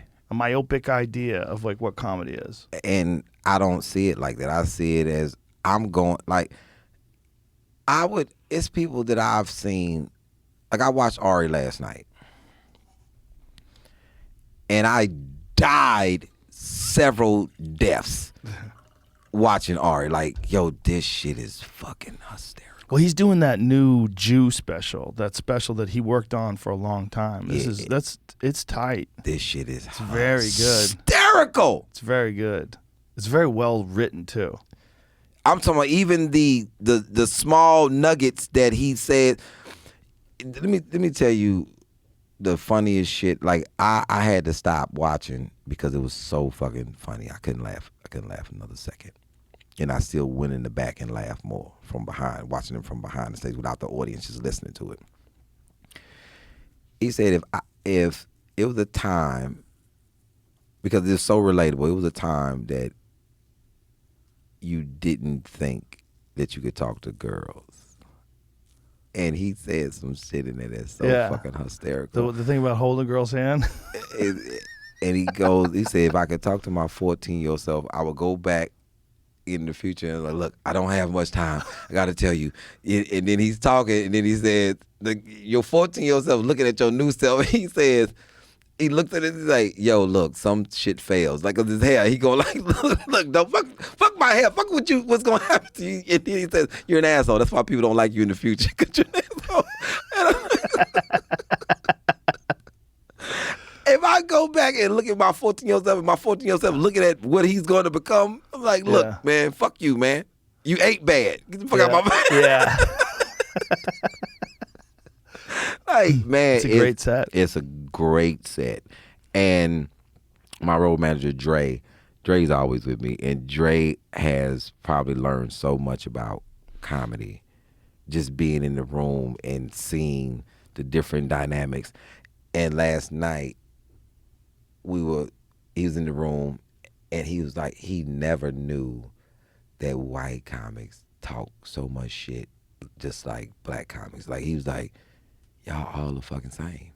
Like, all of y'all talk shit. Yeah, like, we talk shit. That lady, y'all talk so much shit about that lady bombing. He was like, yo, this is the same shit y'all would be saying. Like, yo, man, he is fucking sucks. Like, like, yo, that lady would have got so. It's comics that hate me to this day, because I told them that they shit was trash. Like, very early, I'm like, yo, man, you need to work on that shit. That shit is garbage, son. Like, and now I don't do that. Like, I won't tell you anything. If you think that you good, like, that lady, the disservice by this sensitive culture that you don't get what you actually need to be a beast in this game. Like, your fucking skin has to be toughened up. And this is what I say about the new generation of the social media comedian. When you started, you weren't going to what they could just go to politics, how it rests politics. So Trump only did interviews on Fox. Kellyanne Conway, she only does interviews on Fox, and I know this because I listen to Fox. And when I'm listening, because I want to hear these interviews of people who never come on other media outlets to answer any type of fucking question, and they call them softball questions. They give them fucking softballs. So as a comic, if you always get softball, like, you bringing your audience to the club, like, these are people and they fucking love you and they come in just for you, but you don't have a lineage of how you started. Like, you don't have I used to be in the Comedy Store, I used to be at the Cellar, I used to be in Just Joking, I used to be at the Improv, and I'm fucking getting this shit together, and one time Joe came in like, yo, the joke is hilarious, but you need this. You don't have this fucking lineage of shit that helps you develop. So you just getting all softballs. So then when you go into an audience, now you're on what I call one of these conglomerate shows. Yeah. With all different types of comics on the show, and you don't have a lineage, and you have to follow somebody. You have to go up behind somebody. And you see the difference, like, oh, you never had to go up after a monster and still get your shit off. You never had to do these things, so it handicaps you in this business. Because, yo, I'm on this show. You're popular, and he's popular, but you got to go up behind Rogan. And Rogan has taken the room on a fucking journey, and now you coming up with the, hey, shit. They like, the fuck out of here. Like, what are you doing? Like, then somebody else comes behind you and destroys the room again. And you like, oh, it was the crowd. Like, nah. It was you. It's the skill set. Yeah. It's the fucking skill set. It's managing the moment, too. Yeah. Some things that you can do maybe after you got them, maybe if you get them going for 20 minutes, then you could do a slow pitch shit. You can do something where they trust you, and then you could take them to a different place. But if you're going on after Joey Diaz, and Joey Diaz is murdering, that's one of the reasons why I started taking Joey on the road with me, because I bombed after him once. I took him on the road with me in New Jersey, and he destroyed, and I did not. I had a rough set. It wasn't bad. It wasn't like the worst bombing, but it definitely wasn't good. It was like there was Joey. He was way stronger than me. And then there was me. I was like, damn, I got to bring this dude with me everywhere. I need that heat. Yeah. It helped. It helped him. And it helped me. It helped me because he would crush so hard that you had to be able to ride that wave. You couldn't be nervous about it. That's like half of it is enjoying the person who's on before you, laughing. So you go on stage, you're already laughing. You're having fun. Yeah. Do you know Jeff Sewell? No. He used to be a booker for the Houston Improvs, like all Dallas and Addison, all of them. I used to think he hated me because he would always talk to me about how great other comics was. Like he would never fucking say anything to me about me. And people would it taught me that your perception of yourself is definitely important, because Jeff, I would run into other people and Jeff would be like, they would tell me like, Jeff Sewell fucking loves you. I'm like, what? He never says anything good about me. Like, to who? Like, he fucking raves about you. Like, you're not like, there. Like, you're like the one for him. But he would always tell me about how great other comics were. So Bill Burr wants somebody to open for him. He's getting ready to do his special. And he asked Jeff Sewell, he's like, yo, I need somebody, because I'm doing the Paramount in Austin. I need somebody who's going to come in that room and fucking destroy this room. And then I want to come out on a high. Who you think?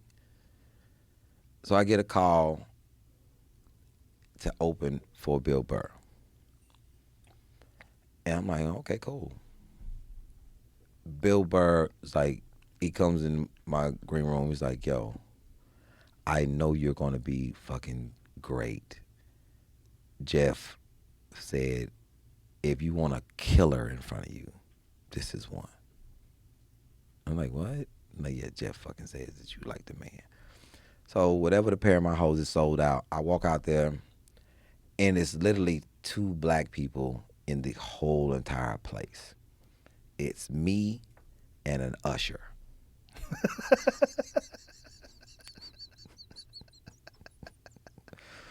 And I had on all black, and I never forget when I walked out, I said, hey, let me tell y'all something before I even start. This is the worst fucking place to wear all black. And I want y'all to know, I do not work here. I don't know what the fucking restrooms are. I don't know anything, because people were stopping me like, hey, you know what the restroom is? I'm like, why the fuck is people asking me like I'm not performing? And then I'll notice that I had on all black. I'm like, this is Like bullshit. And I fucking destroyed. And Bill came and said, yo, any fucking thing you need from me. Like, you need me to help you in any way, I will refer you. I will do any fucking thing. Thank you. And I was like, Jeff. I was like, thank Jeff. So, like, I really thought that he was like, yo, you shit. But Jeff was like, yo, you fucking. But he just couldn't give it to me, because he felt like I've been in this room since 2011. It used to be Spellbinders before it was the Improv. They had a fucking rainforest, and I used to go there, and he just never paid fucking attention to me. And when he told me he got sick, and he's like, I always thought you were fucking great. like always. Like, but I couldn't tell you. 'Cause I didn't want you to fucking stop trying to get it. Like, if somebody tells you that you great up front and you never strive to be better than that. Like, even with myself, like, I do an album or I do a special, and I want the next one to be better than the last one. I don't see it any other way. Why would you start declining, or why would you go there? Because it's different facets of your growth in stand up. Yeah. And I think you can always be original in this business if you being honest about who you are and the growth. You're not supposed to be doing the same thing. I've been doing it almost 24 years. I'm not supposed to be the same as I was in the first 10 years. Of course not. Because the first 10 years, I used to just joke about this story actually about getting body slammed in a fight. I wasn't ready. This dude, like, we fighting and we get close and he fucking picks me up and body slams me. And I'm like, yo, after you get body slammed in a fight, you fucking lost. I don't give a damn what happened after that. You fucking lost. It's like your shoe coming off in a fight. You fucking lost. Like, and I would do this flip. Boom. I would land on my back and I'd be on the ground. And I know the older I get, I'm not going to continue to be able to do this shit. Right. This is not a long-standing joke. Like, the fuck this story, because I have to do the flip in order to sell it. Like, no, I'm not. So I was supposed to develop into something a little better than what I was in the beginning, the first 10, the first 15. And if you don't have a lineage, how do you do that? Like, how do you learn to get better? How do you have a desire? I'm like Seabiscuit. I see you running, and I want to run faster to catch you. Yeah. But if I don't have that desire in me, I'm cool with being number 7 and thinking and having this illusion that I'm great, but I'm only playing in front of these softball audiences for me. Yeah, you got to have a lot of people around you that are good too. Yeah. It's very important. It's very rare that you go to a town and there's no one good except one guy. It's very rare. Very rare. Very rare there's like one standout world-class comedian that's just in a town by himself existing in a vacuum. Yeah. They're never. It's a lot of great comics out of Houston. Like, I've been around a lot of great, like, when people say, what's your influences? I start with Houston guys. The history is huge. And I know DC has the Mecca, and New York feel like they have something, and LA feel like that. And I would argue the point about Texas comics. I would argue, like, man, we stronger than you think, and we Midwest. Midwest comics, I think, talk from a different perspective because they don't have this grandiose idea that I'm LA and I'm New York, like, or I'm Atlanta. I'm like, nah, we the Midwest and we got a lot of shit to talk about. Yeah. And I just think it's not a better thing. It's what's more accepted. And I think the audiences in the Midwest are regular people. And when you want to do stand-up, when you're doing stand-up, you talking to regular people that's not got this. I remember performing in LA, and it felt like the audience was waiting on somebody else. Like, the whole, I didn't even go up. They're waiting on someone famous. I'm just like, right? they waiting on something. Like, they holding laughs. Like, I'm not gonna give it all to you. I'm like, man, that guy's hysterical. Give it up to him. LA's a pretentious place, and a lot of the people that are in that audience either want to be in the business, wish they were actors, wish they were famous, or they're peripheral to it. They're agents or managers. They're jaded and weird, and they're all social climbers. So it's like there's a weirdness to it. Like when someone famous goes on stage, like, oh, yes, someone who is of the caliber of fame that I... But there could be someone before them that's funnier, and they don't even care. Yeah, they don't care. They're not just trying to have fun. There's a pretentiousness to it that's more... New York has got a hardness to it that I kind of like. LA's got a pretentiousness to it. But when you're in a place like Houston, there's all the pretentiousness is out the window. It's just, are you good? Are you good? But that's like Willie D and I talked about that with the hip hop scene in Houston. It was the same thing when the Ghetto Boys were exploding. Yeah. When the Ghetto Boys were hot, like there was a whole different style of rap coming out of this one section of the country, and you had to respect it. Brad Jordan, Scarface was I'm talking about changed the cadence of people, and Willie D and Bushwick Bill. Yeah. But then you have this whole entourage of other rappers that came behind Zero and Slim Thug and Lil Kiki and Big Pokey and UGK, and that's phenomenal that our first verses is about to be Bun B with UGK versus 8Ball MJG. That's the first South verses. Everything else has been LA and New York. Now this is a R&B. This is a South thing, and I know they're gonna turn up because Bun is like he's becoming like the mayor of the city. Then you have all these like Beat King and Megan. Look at Megan Thee Stallion. Look at Travis Scott. Like these are people that's from Houston. That this whole Toby, it's this whole revolution of rappers that spawned from the initial style of the Ghetto Boys. All that Rap-A-Lot records. Yeah, Rap Man, Jay Prince, and then you had people that came down like Tony Draper with Suave House. You had all these other guys that start. The South rose. I remember the Source magazine. If he could pull that up, the Source magazine where they had all of the Houston rappers on the Source, and I remember walking through New York. I bought it in New York. I'm like, yeah, you see, fucking the South is on the fucking cover of the Source magazine. Look at that. Look at that. Don't mess with Texas. Look at Lil Key. Look at Chameleonaire, Pimp C, Slim Thug, Bun B, Zero, Jay Prince, Lil Flip, OG Ron C, Michael 5,000 Watts, my man right there, Mike Jones and Scarface on the end. I was in Mike Jones' video. Back then you didn't want me. Now I'm hot. You all on me. I was like, that was a big, and that shit said, don't mess with Texas. Why Houston region won't be? Man, this shit was like phenomenal. You need that with rap, and you need that with comedy. You need a scene. If Houston did that with comics, it would be, oh yeah, that's the overall. Look at the overall picture with Lil O and Chingo Bling. You know Chingo Bling do comedy now. Chingo Bling, yeah, Chingo Bling is a comic. Man, that's the ESG, Big Hawk Poker, man. It's a team. Like it's a song by this guy named DMD. Oh man, look at it's a great photo too. It's the fucking squad. That's on Jay Prince's ranch. Really? Yeah, man. It's like look at that shit, man. That's Texas. And it was, and I was proud, man. Look at Lil Kiki, look at Hard Body Kiati, Pokey, Hawk, man. This shit was phenomenal, man. I remember getting chills when I saw this shit. I was like, yo, man, Texas is on the fucking map.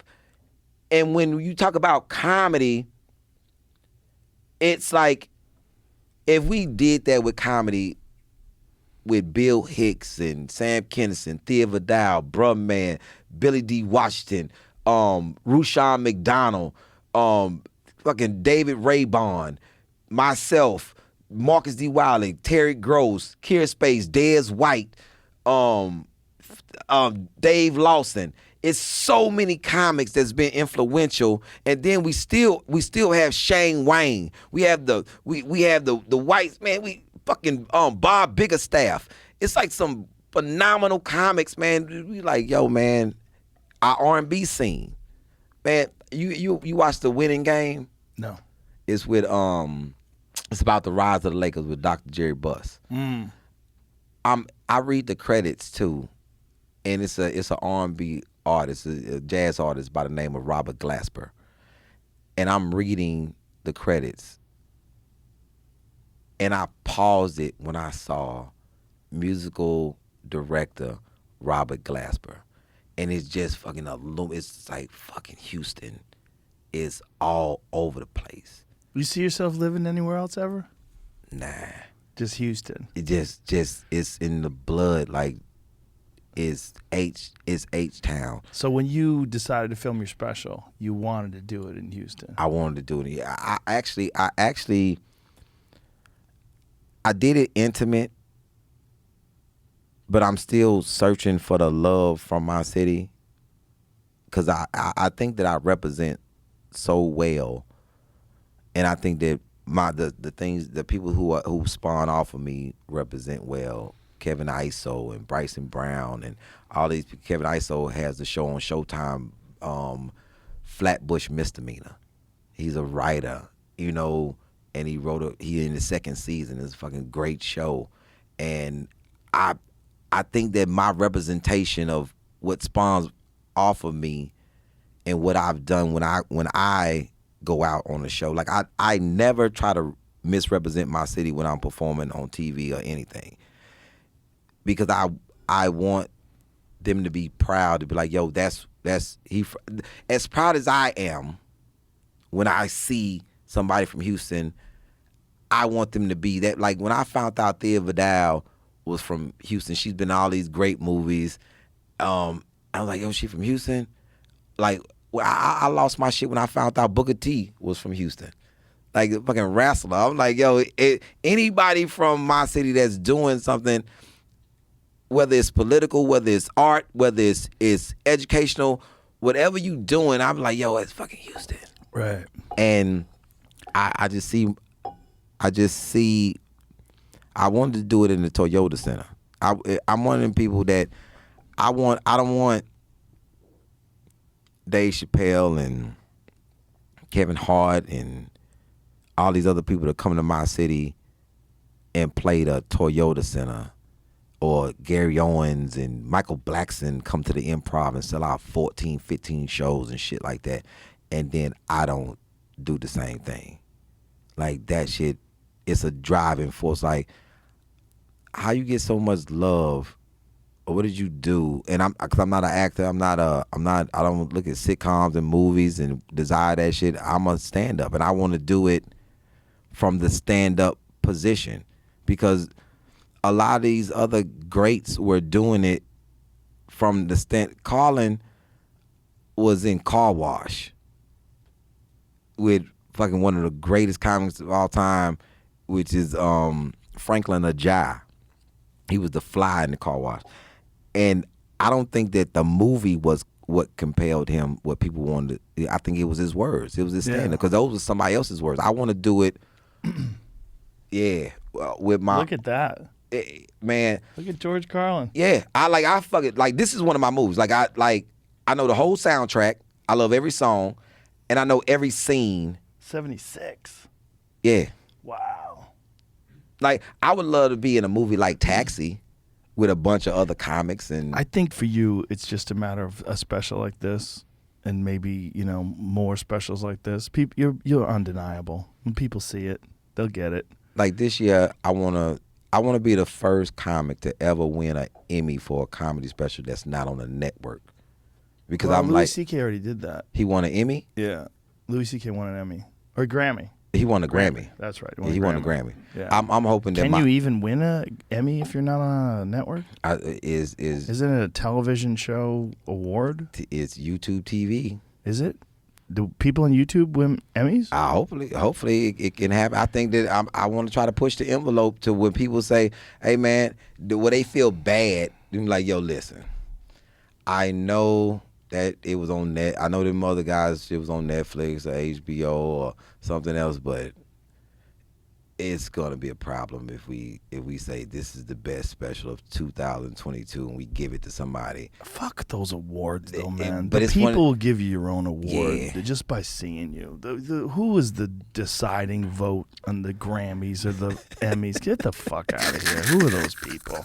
Who are they? Fuck off. The thing is to achieve some shit without them having to, like, I remember DL told me when I was on Bring the Funny, and I was talking to him, he was like, "You think you gonna win?" I was like, God, I hope. But I went in it, my agent Joe would tell anybody. Because he talked me into doing it. I said, cool, we'll do it.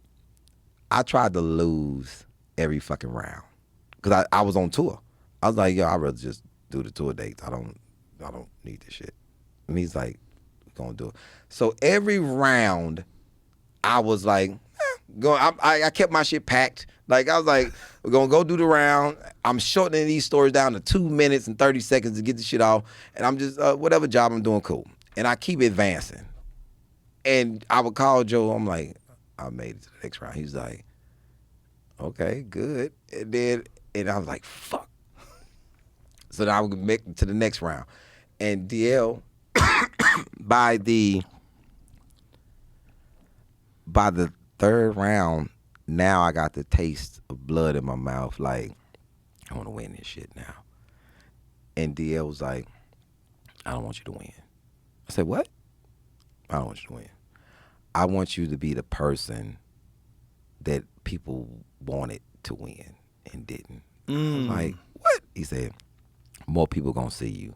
More people gonna come to the shows to see you because they wanted you to win and you didn't. And they wanted to come tell you. And sometimes I doubt my mentors. Like, I doubt their experience. I don't know fucking why. And I'm like, So then I lose. And anybody who watched the show would see my face. Like, I don't have a poker face at all. Whatever the fuck is on my mind is on it. So they panned the audio. I never forget the cameraman did just like this. So they announced the winner, and everybody's cheering and shit. But this is my face. Like, your face is right now. They was panning like this, and that man got right to me and went the camera up, and then did everybody else because my face was like this. I'm not clapping for that shit. Like, I'm not. And when I didn't win, I was like, okay, fuck it. And then people started coming to the shows, telling me how you should have won. And I was like, fuck, he right again. Damn it. So we decided to do this podcast again. We did one just a few months ago, but we decided to do it again because on the last one, we were just talking about stuff, and HBO didn't like what you said. Yeah. And they pulled your special. Yeah. And, you know, you have opinions about things. You're supposed to be allowed to have opinions about things. But when you have opinions about what they want to deem protected class, and that's like, I mean, we were talking about gay people, and your opinion was about gay people adopting children. Yeah, I said my thoughts. And yeah. I didn't, the thing about a thought, I'm not saying I'm right. I'm not saying I'm wrong. I'm telling a thought. Now it's on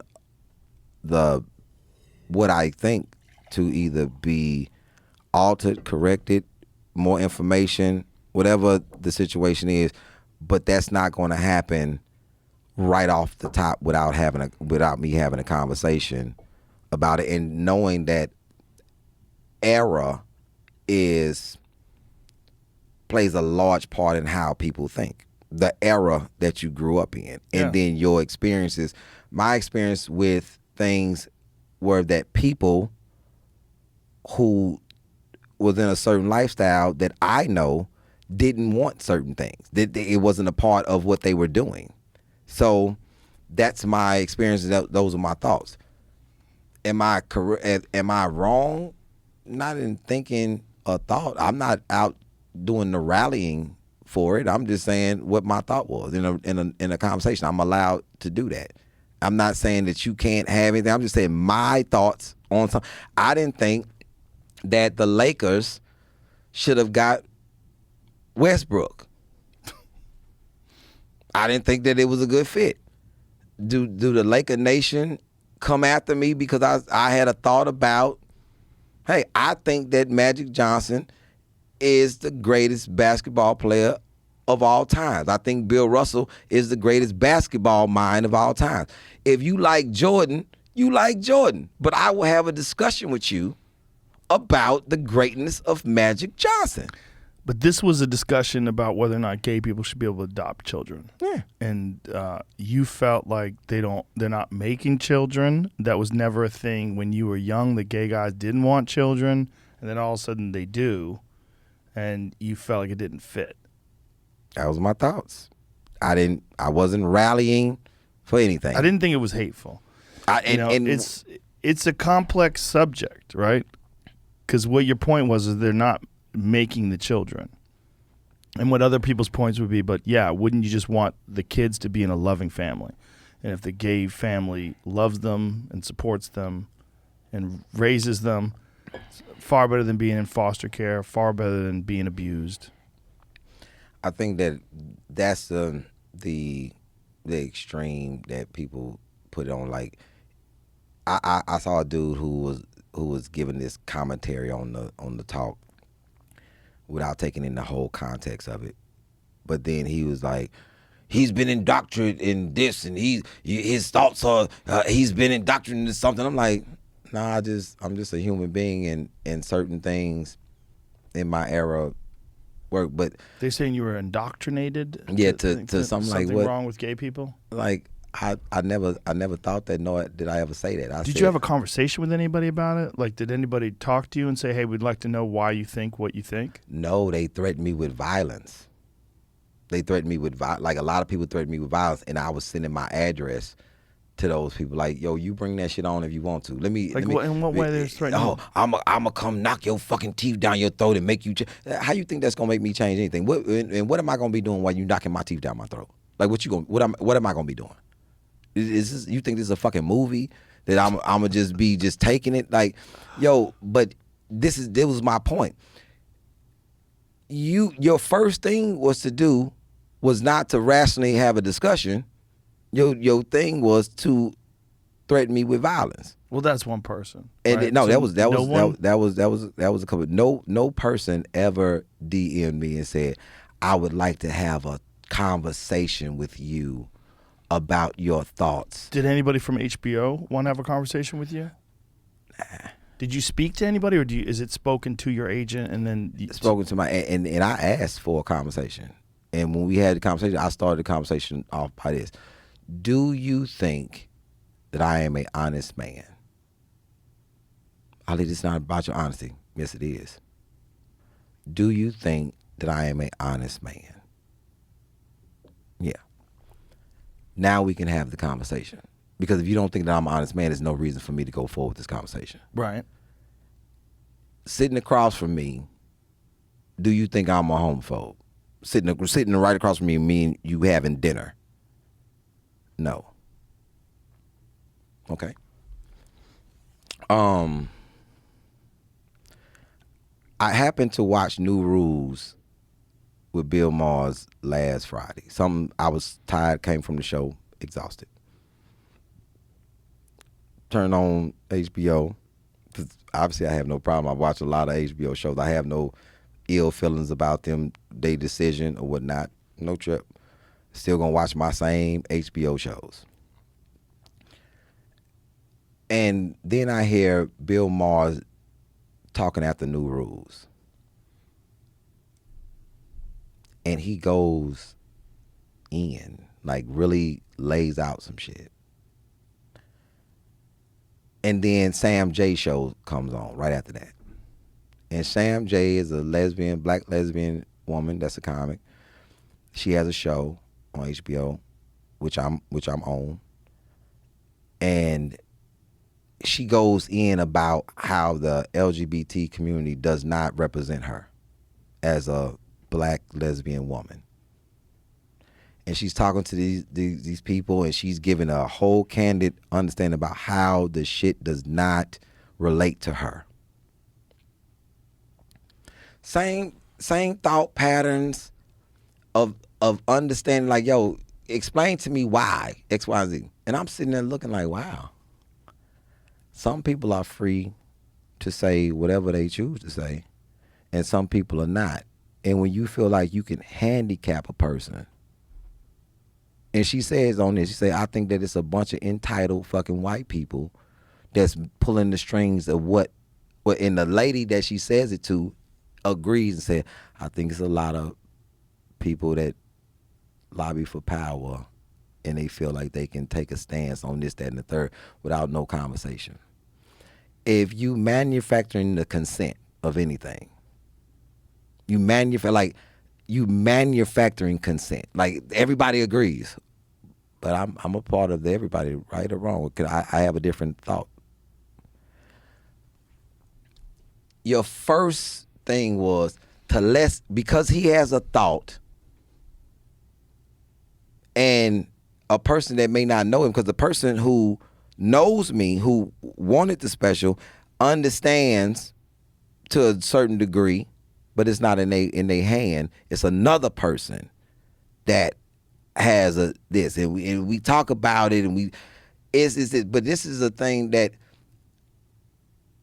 I'm not rallying for anything, but I understand, and that's why I have no ill feelings about their decision. That's your decision to not put me on your network because of expected backlash that did not come. Because people, like, it's a thought. So this is expected backlash from you doing the podcast and saying what you said, and then they were anticipating that there was going to be some attack on you. Yeah, basically. But it didn't really happen. There's a few DMs. I got a few DMs, and people like, what else is a goddamn heterosexual 48-year-old black male Muslim gonna say? The hell, what else he gonna say? What the fuck else is he But gonna it's also like, what I would like to see is people have a conversation about it. Like, adopting children is a complex conversation. It's a complex conversation for everybody. And it's not just the skill of what you want. You also have to understand that you send. If my son or my daughter wanted to do something that I know, as a heterosexual parent, I'm concerned about the shit that I do, and that my kids I have to explain, that may not be equipped to explain it. And you don't have a pamphlet of information that I can go to explain anything. And then right after that, I did this joke, which I still think is fucking funny because it happened. And my 4-year-old, we in the elevator, a man comes on there with a face full of makeup. We got a full, what they call beat face. And my daughter like, Daddy, why that man got on makeup? I'm not thinking about this shit right now. My mind's on something else. I don't have time to explain this shit. I said, he in a band. That's all I said. He's a band. I don't know what fucking band he in. He's the band. Kids, Twisted Sisters, I don't know what fucking band he in. He's the band. So my 4-year-old is still like, she see a man with makeup on, she doesn't think anything but, oh, he must be in a band. But that's what I don't have time to go into this shit right now with her in this elevator. Right. With this guy. I don't know what his situation. He could have bad skin. I don't know what the situation is, but the quickest thing I can say right now, he's in a fucking band, and people will laugh and then get mad when other people want to get mad with it. Like, but it's almost like the Will Smith thing. Will laughed, Jada wasn't happy. Now he fucking slaps Chris. Right. What the fuck just happened, Will? We Right. were just laughing. But I think that if you are able to laugh at somebody else's disposition, you should be able to laugh at yours. Because when I'm on stage, I'm saying a lot of shit that people may not agree with. You may not agree with the parenting style of my parents, but you can't go back and change that. My mom did what she did. It made me who I am, and you pick up things. But man, I never forget Mr. Reggie ran the day center, and Mr. Reggie was this black gay guy, and he was fucking hysterical. And I asked him one time, I said, Mr. Reggie, you want kids? He said, hell no. I don't even want y'all to be here. I said, I'm like, damn, Mr. Reggie? He's like, man, y'all get on my goddamn nerves. Like, but I think that white experience, even in this world, is different than black experience. Because my cologne man, Keith. You have a cologne man? Yeah, he supplies colognes at the barbershop. And he gets the best shit. So, and Keith is in our barbershop, and we have no rules. We do not censor our conversation for Keith. And when Keith comes in, I remember when Keith got his fucking hair, he got some hair implants. And I'm talking about, Keith has done so much shit to himself. And when he comes in and I see him, I'm going to say some wild shit to Keith. Like, he knows he's getting it. Yeah. And when he comes in, Keith don't give a shit about what I'm saying. Keith's like, yo, man, you want this cologne or not? Like, Keith, did you fucking get your eyes done? Keith, do you have on fucking cinnamon contacts? Oh, you just out on the fucking prowl today, huh, Keith? Keith doesn't give a shit about what and he doesn't care what, I go to Midtown Barbershop. He doesn't give a shit about anything that we say about him in that barbershop. And he's not the only gay person that comes to the barbershop. He's been coming there for years. And Keith, he's a fucking crazy man. But he's accustomed to that culture. Yeah. And whatever is said, that's not bothering him. Right. Because we're not violent towards him. Right. We just talking shit. This is a barbershop. Talking shit. If you come in, if you straight and you come in with some weird shit on, some shit gonna be said about you. It happens. So Keith come in, I ain't seen Keith in a while. I said, Keith, where you been? And man, I had a little situation. I had a procedure. I'm in the hospital. And I immediately said, oh, you getting your stomach pumped. Like I immediately said the shit. Keith's like, you a fucking asshole. Like, I'm just saying. But I don't think that they understand how black people operate, even in the space. You think there's nobody gay in my family? My cousin know I don't fucking hate him. I don't give a shit about your sexuality. So they want you to not talk about things as loosely, I guess, and take into consideration that you would hurt gay people's feelings that want to be parents. I would probably hurt anybody's feelings if I'm up there talking about things that I think that's contrary to you, if that's where your feelings are based. But my actions are contrary to, like I say on stage, that I'm not a handyman. Am I really not a handyman? Fuck no. I have been not handy in the past, but now I can figure out how to fix anything. And if I can't figure out, I'm gonna call somebody to ask. Just like I asked people, but it was all black people. I say, you heard what I said on Rogan? Yeah. Was you offended? No. I'd buy the fucking lease. But that's I think it's a subject that they don't want you talking about at all, unless you are like, you can't have opinions unless it is their opinion. Their opinion, yeah. Manufacturing consent. Well, and it's not just about that. Mario Lopez had to apologize because he was talking about children taking hormones to transition.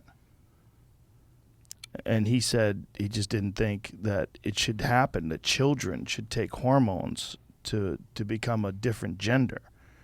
And he almost lost his fucking job. And because he thought something? Because he had an opinion about, and by the way, that's an opinion shared by a lot of medical doctors. That's an opinion shared by a lot of psychologists. That's an opinion shared by a lot of people that are very concerned. And he almost lost his job because you can't have an opinion that even like I told you before in the first podcast, I had one of my old neighbors, they're gay, and they had a kid, and they adopted this kid, and this kid was great, and they had a great family. It does work. I don't have the same opinion as you as far as that.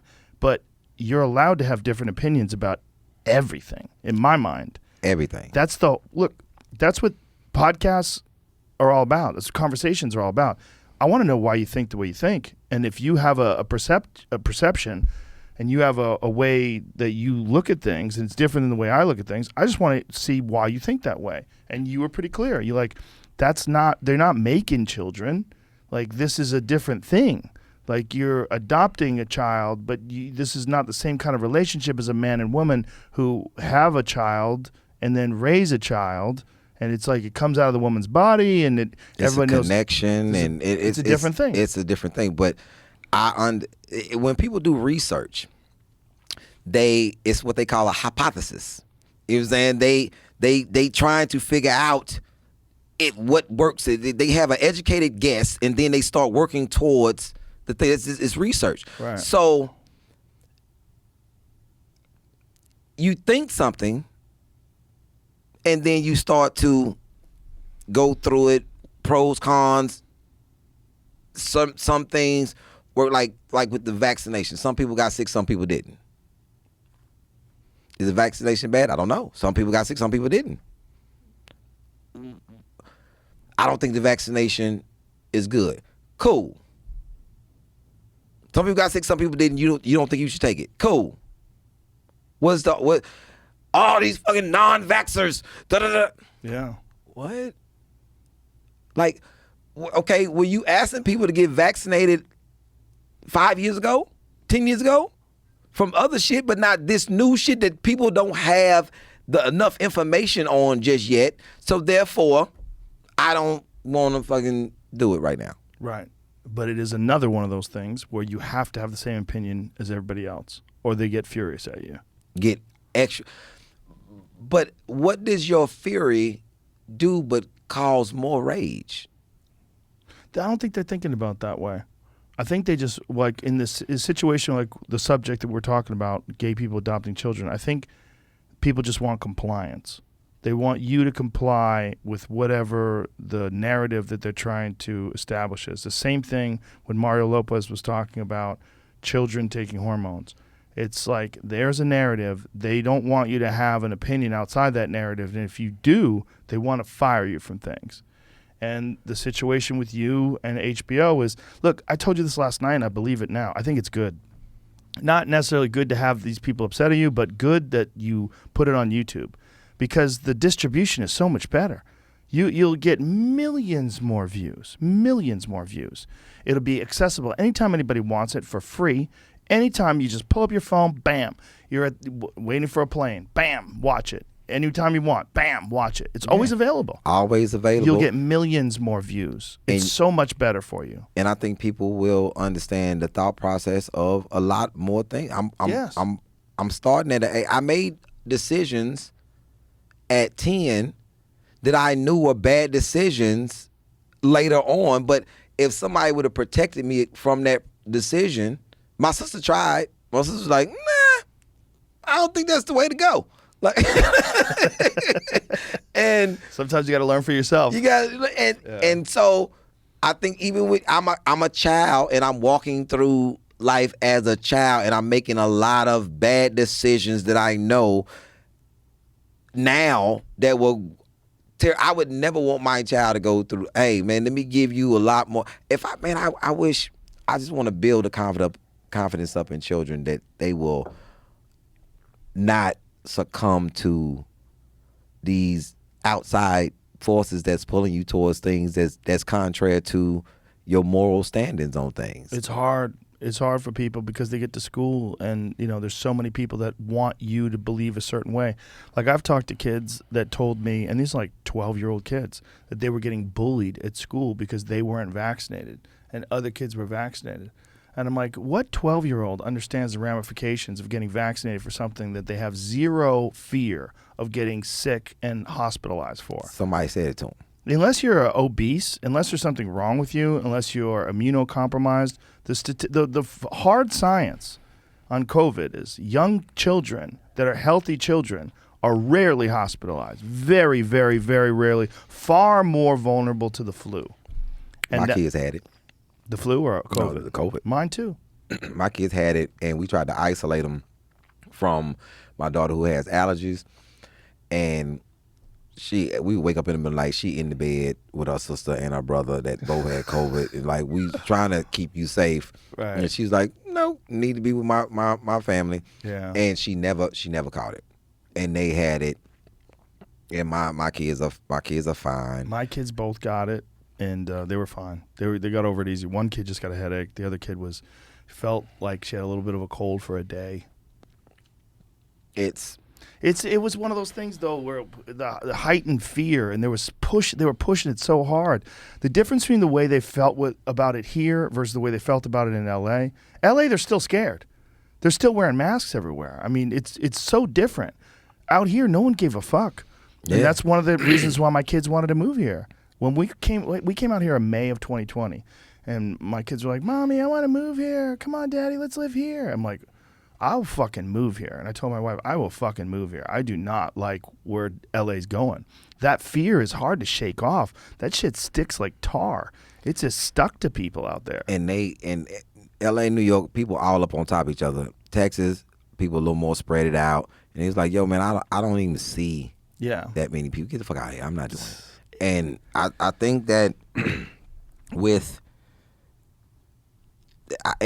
people are so quick to give somebody a phobia. Yeah. Or diagnose somebody with Yeah. something. Because I like things in order. Oh, you OCD. No, I just like things in order. Maybe I just like balance. Yeah, you have ADHD because you can't pay attention to boring shit. That's what it is, man. I don't want to watch some weird ass TED talk. You got ADHD. No, I don't. How many kids are getting medicated because they're bored in school? A lot.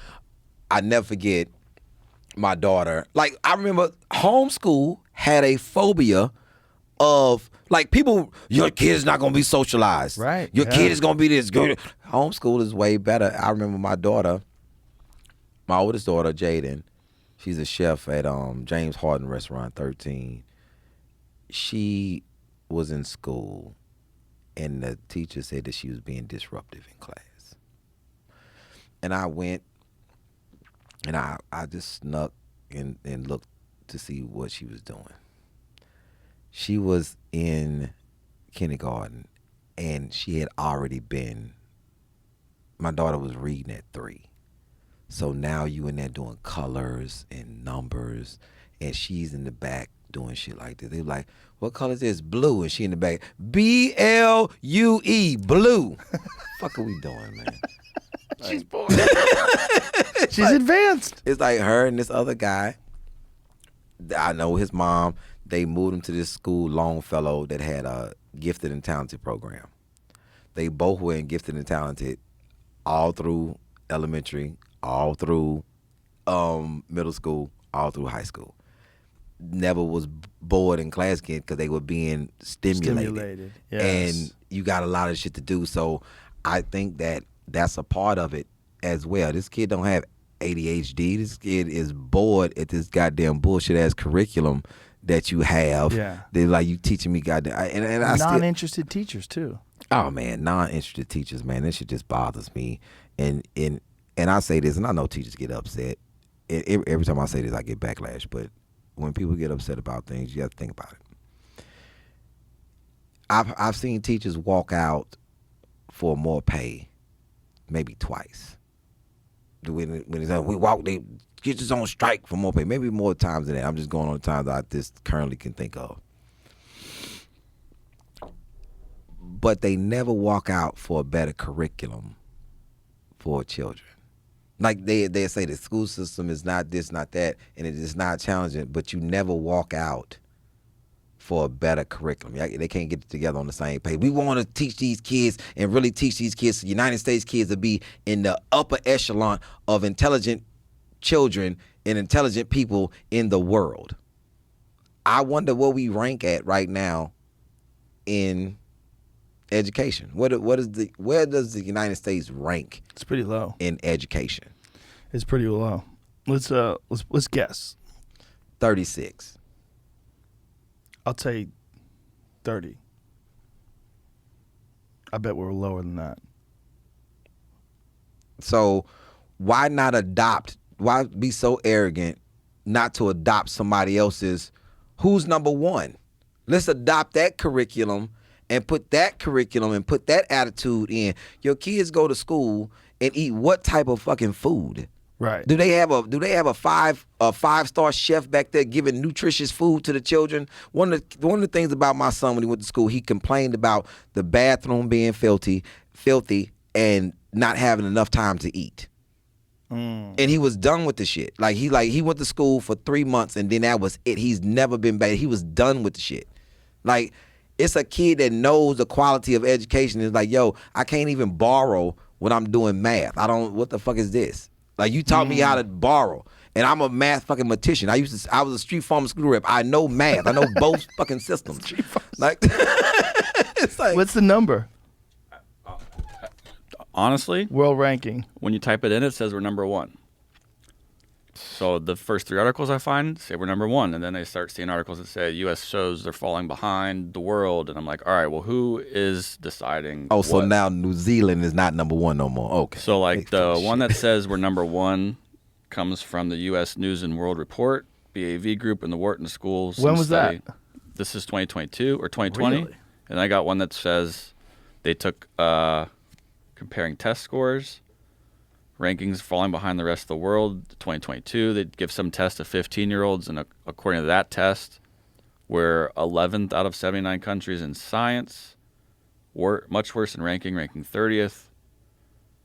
But like I said, when you type in here, like United States number 1 education rankings by country, world, I don't know like who's putting this together. Probably the education group of the United States of America. It says it here too. Number 1. I got to wrap this up. It's already 4 o'clock. Ali, tell everybody how to get a hold of you, social media, your special's available right now. It's Right on now. YouTube. It's excellent. The domino effect. And what your social media is. Okay.